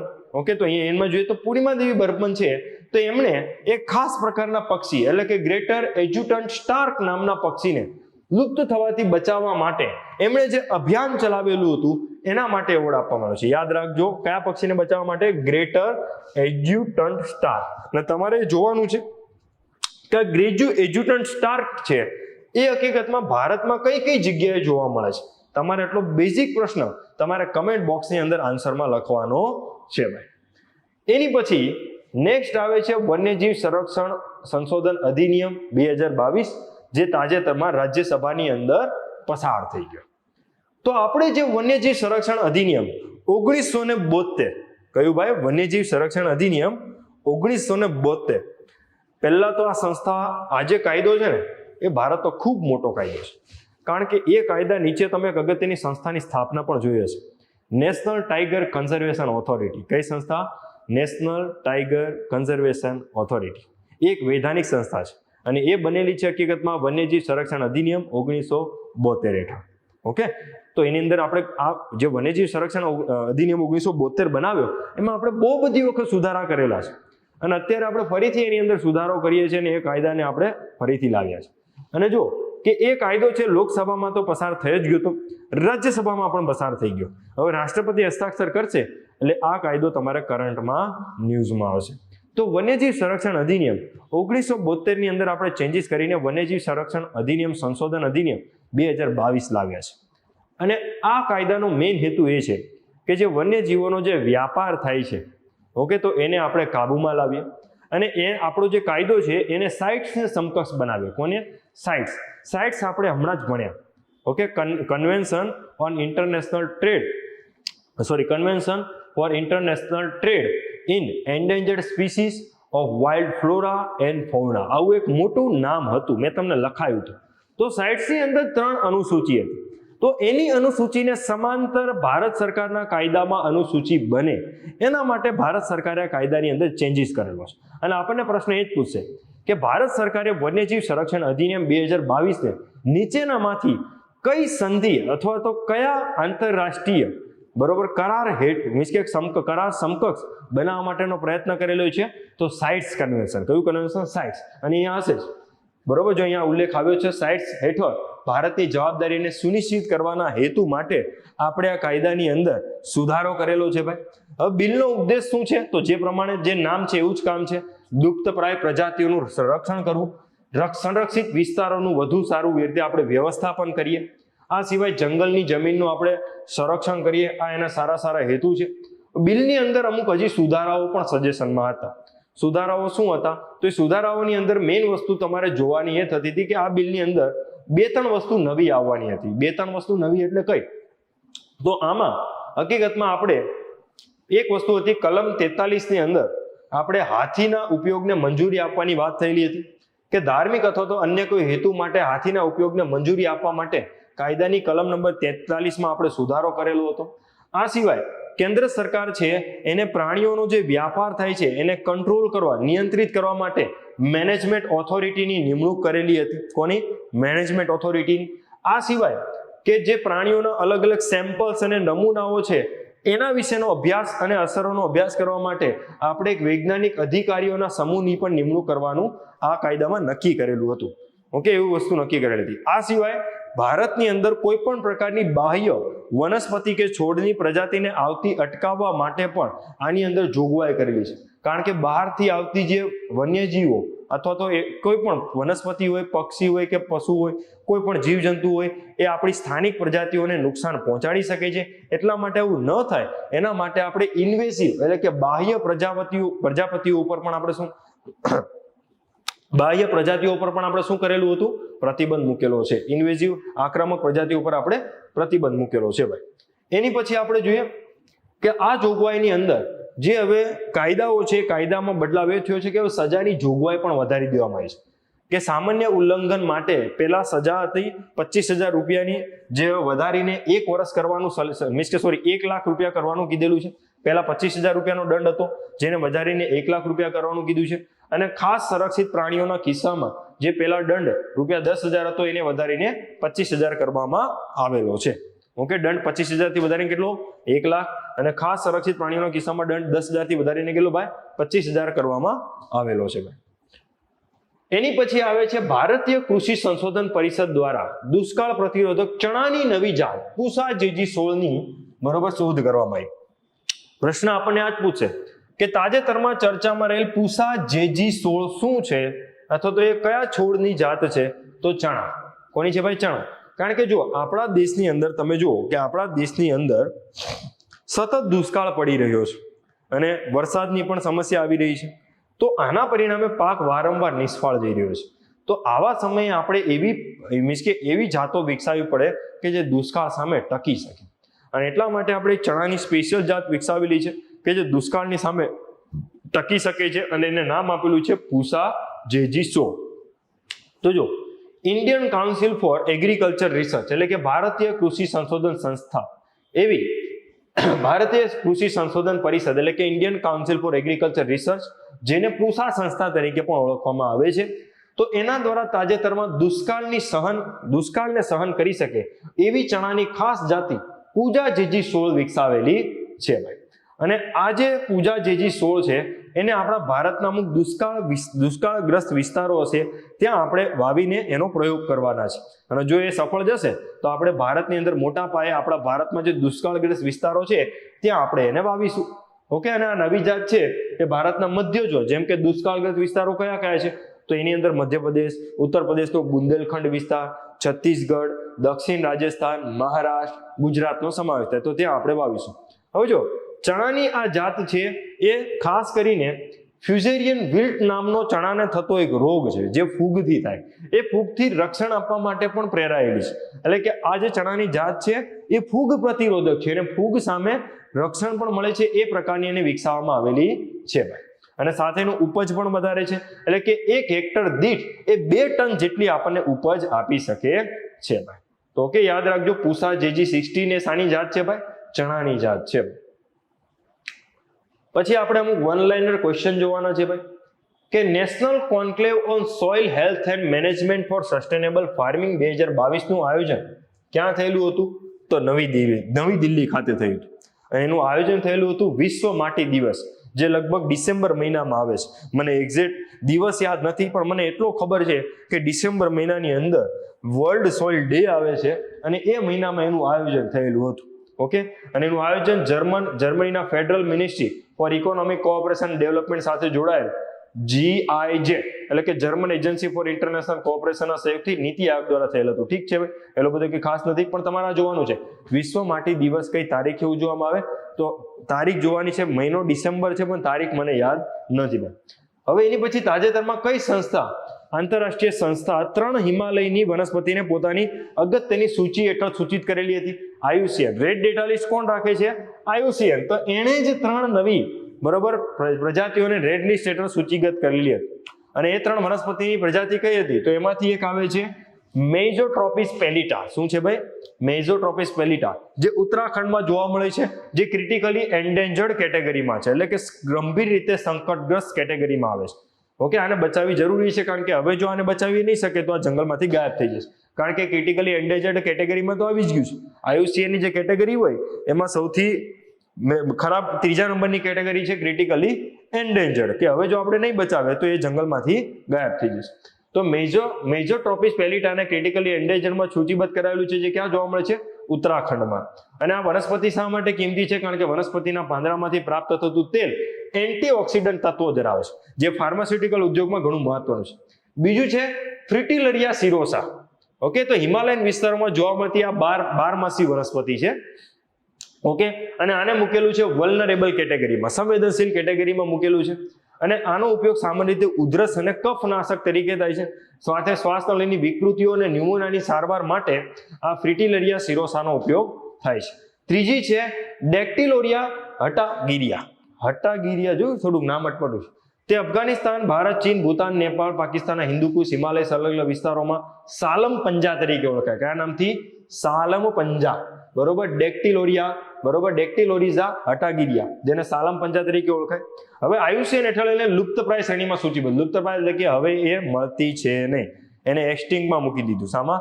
એક્સટિંક્ટ, જે જોવા મળતી નથી. એનો ઉપયોગ ઘણી બધી જગ્યાએ થાય છે, આયુર્વેદ, સિદ્ધ, યુનાની, બરોબર, એવી ઘણી બધી જગ્યાએ એનો ઉપયોગ થાય છે ભાઈ. ઓકે, તો વિદ્યાર્થી મિત્રો, અહીંયા તમારું જે જાન્યુઆરી 2023નું વર્તમાન પ્રવાહ છે એ સમાપ્ત થાય છે. ઓકે, આઈ હોપ સો કે તમને આ નાનો અમથો સેશન ગમ્યો હશે. 2 કલાકનો સેશન છે, પણ આમાં ઘણાને એમ થાય સાહેબ 1 કલાકનું મીન્સ કે 1 મહિનાનું કરંટ ભણાવવામાં 2 કલાક. વિદ્યાર્થી મિત્રો, મેં તમને ઘણું બધું આમાં એક્સ્ટ્રા તમારા સબ્જેક્ટ સાથે ટોપિક કરાવ્યા, કન્વેન્શન પણ કરાવેલા છે. ઓકે, તમારા પર્યાવરણ સબ્જેક્ટને હું હવે પ્રોપરલી કરંટ સાથે કનેક્ટ કરાવું છું, કારણ કે તમે વાંચી તો લીધો જ હશે, તો કરંટ સાથે કનેક્ટ કરો, જેથી યાદ રાખો સહેલો બને અને વિધાન આધારિત પ્રશ્નો પૂછાય તો વધારે ને વધારે માર્ક ખેંચી શકે. અને હું ગેરંટી સાથે કહું છું, તમારા પ્રશ્ન વિધાન આધારિત હશે ને હશે જ. તો જે લોકો એવું માનતા હોય ને કે હવે ઓલા જૂના પેપરમાં ઓલા વન લાઇનર હતા એવા પૂછશે, તો ભૂલી જાઓ. એ લોકો પ્રશ્ન તમને વિધાનવાળા પૂછશે. તો જે લોકો ગંભીર હોય, સિરિયસ હોય, એ લોકોને મારી રિક્વેસ્ટ છે કે તૈયારી થોડીક વિધાનવાળી કરે, ખાલી વન લાઇનર વાળી ન કરે, તૈયારી વિધાનવાળી કરે. થોડાક ફંડા પર્યાવરણના દિમાગમાં ક્લિયર રાખે, જેથી એનાલિટિકલ પ્રશ્ન પૂછાય તો આપણે પ્રશ્નમાં પેપરમાં પૂરેપૂરા માર્ક ખેંચી શકીએ. ઓકે, તો આશા રાખું છું કે તમને આ સેશનમાં મજા આવી હશે. જો મજા આવી હોય તો કમેન્ટ બોક્સમાં મને રિપ્લાય આપજો, તો હું નવા સેશનની અંદર કંઈક નવી વસ્તુ લાવીશ અને આગળ ફેબ્રુઆરી મહિનો હું કન્ટિન્યુઅસ કરીશ. ઓકે, પણ મને એના માટે કમેન્ટ બોક્સમાં તમારો રિપ્લાય જોશે કે તમને આ સેશન કેવો લાગ્યો. જો તમને મદદરૂપ થતો હોય તો મને રિપ્લાય આપજો. હું ફેબ્રુઆરી મહિનાની પણ શરૂઆત ટૂંક સમયમાં કરી દઈશ, અને આ રીતે ધીમે ધીમે આપણે આગળ વધશું. આશા રાખું છું કે તમને આ સેશન ગમ્યો હશે, અને જો કોઈ નાની મોટી મિસ્ટેક થઈ હશે તો તમે મને માફ કરશો.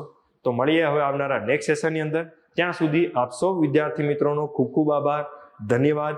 અને હા, છેલ્લે એક માહિતી તમને કહેવાની રહી ગઈ કે વિદ્યાર્થી મિત્રો, વેબ સંકુલ સુરત હવે ખૂબ વધારે આગળ નીકળી ચૂક્યું છે, અને સુરત ખાતે અત્યારે આગામી દિવસોમાં બરોબર ક્લાસ 1, 2 અને સાથે ક્લાસ 3 અને PSI કોન્સ્ટેબલની બેચ પણ લોન્ચ થવા જઈ રહી છે. તો જે પણ વિદ્યાર્થી મિત્રો સુરત અથવા તો સુરતની આજુબાજુમાં વસે છે, એમને જો વેબ સંકુલ સાથે જોડાવવું હોય, ઓકે, તો એ લોકો વેબ સંકુલ સુરતનો સંપર્ક કરી શકે છે, અને એના માટેના એમને કોન્ટેક્ટ નંબર ટેલિગ્રામમાંથી મળી રહેશે. તો આશા રાખું છું કે તમે વેબ સંકુલની જે અલગ અલગ શાખાઓ છો ત્યાં જોડાશો, અને વેબ સંકુલ સુરતને પણ એમાંથી એક ગણીને આગળ વધારશો.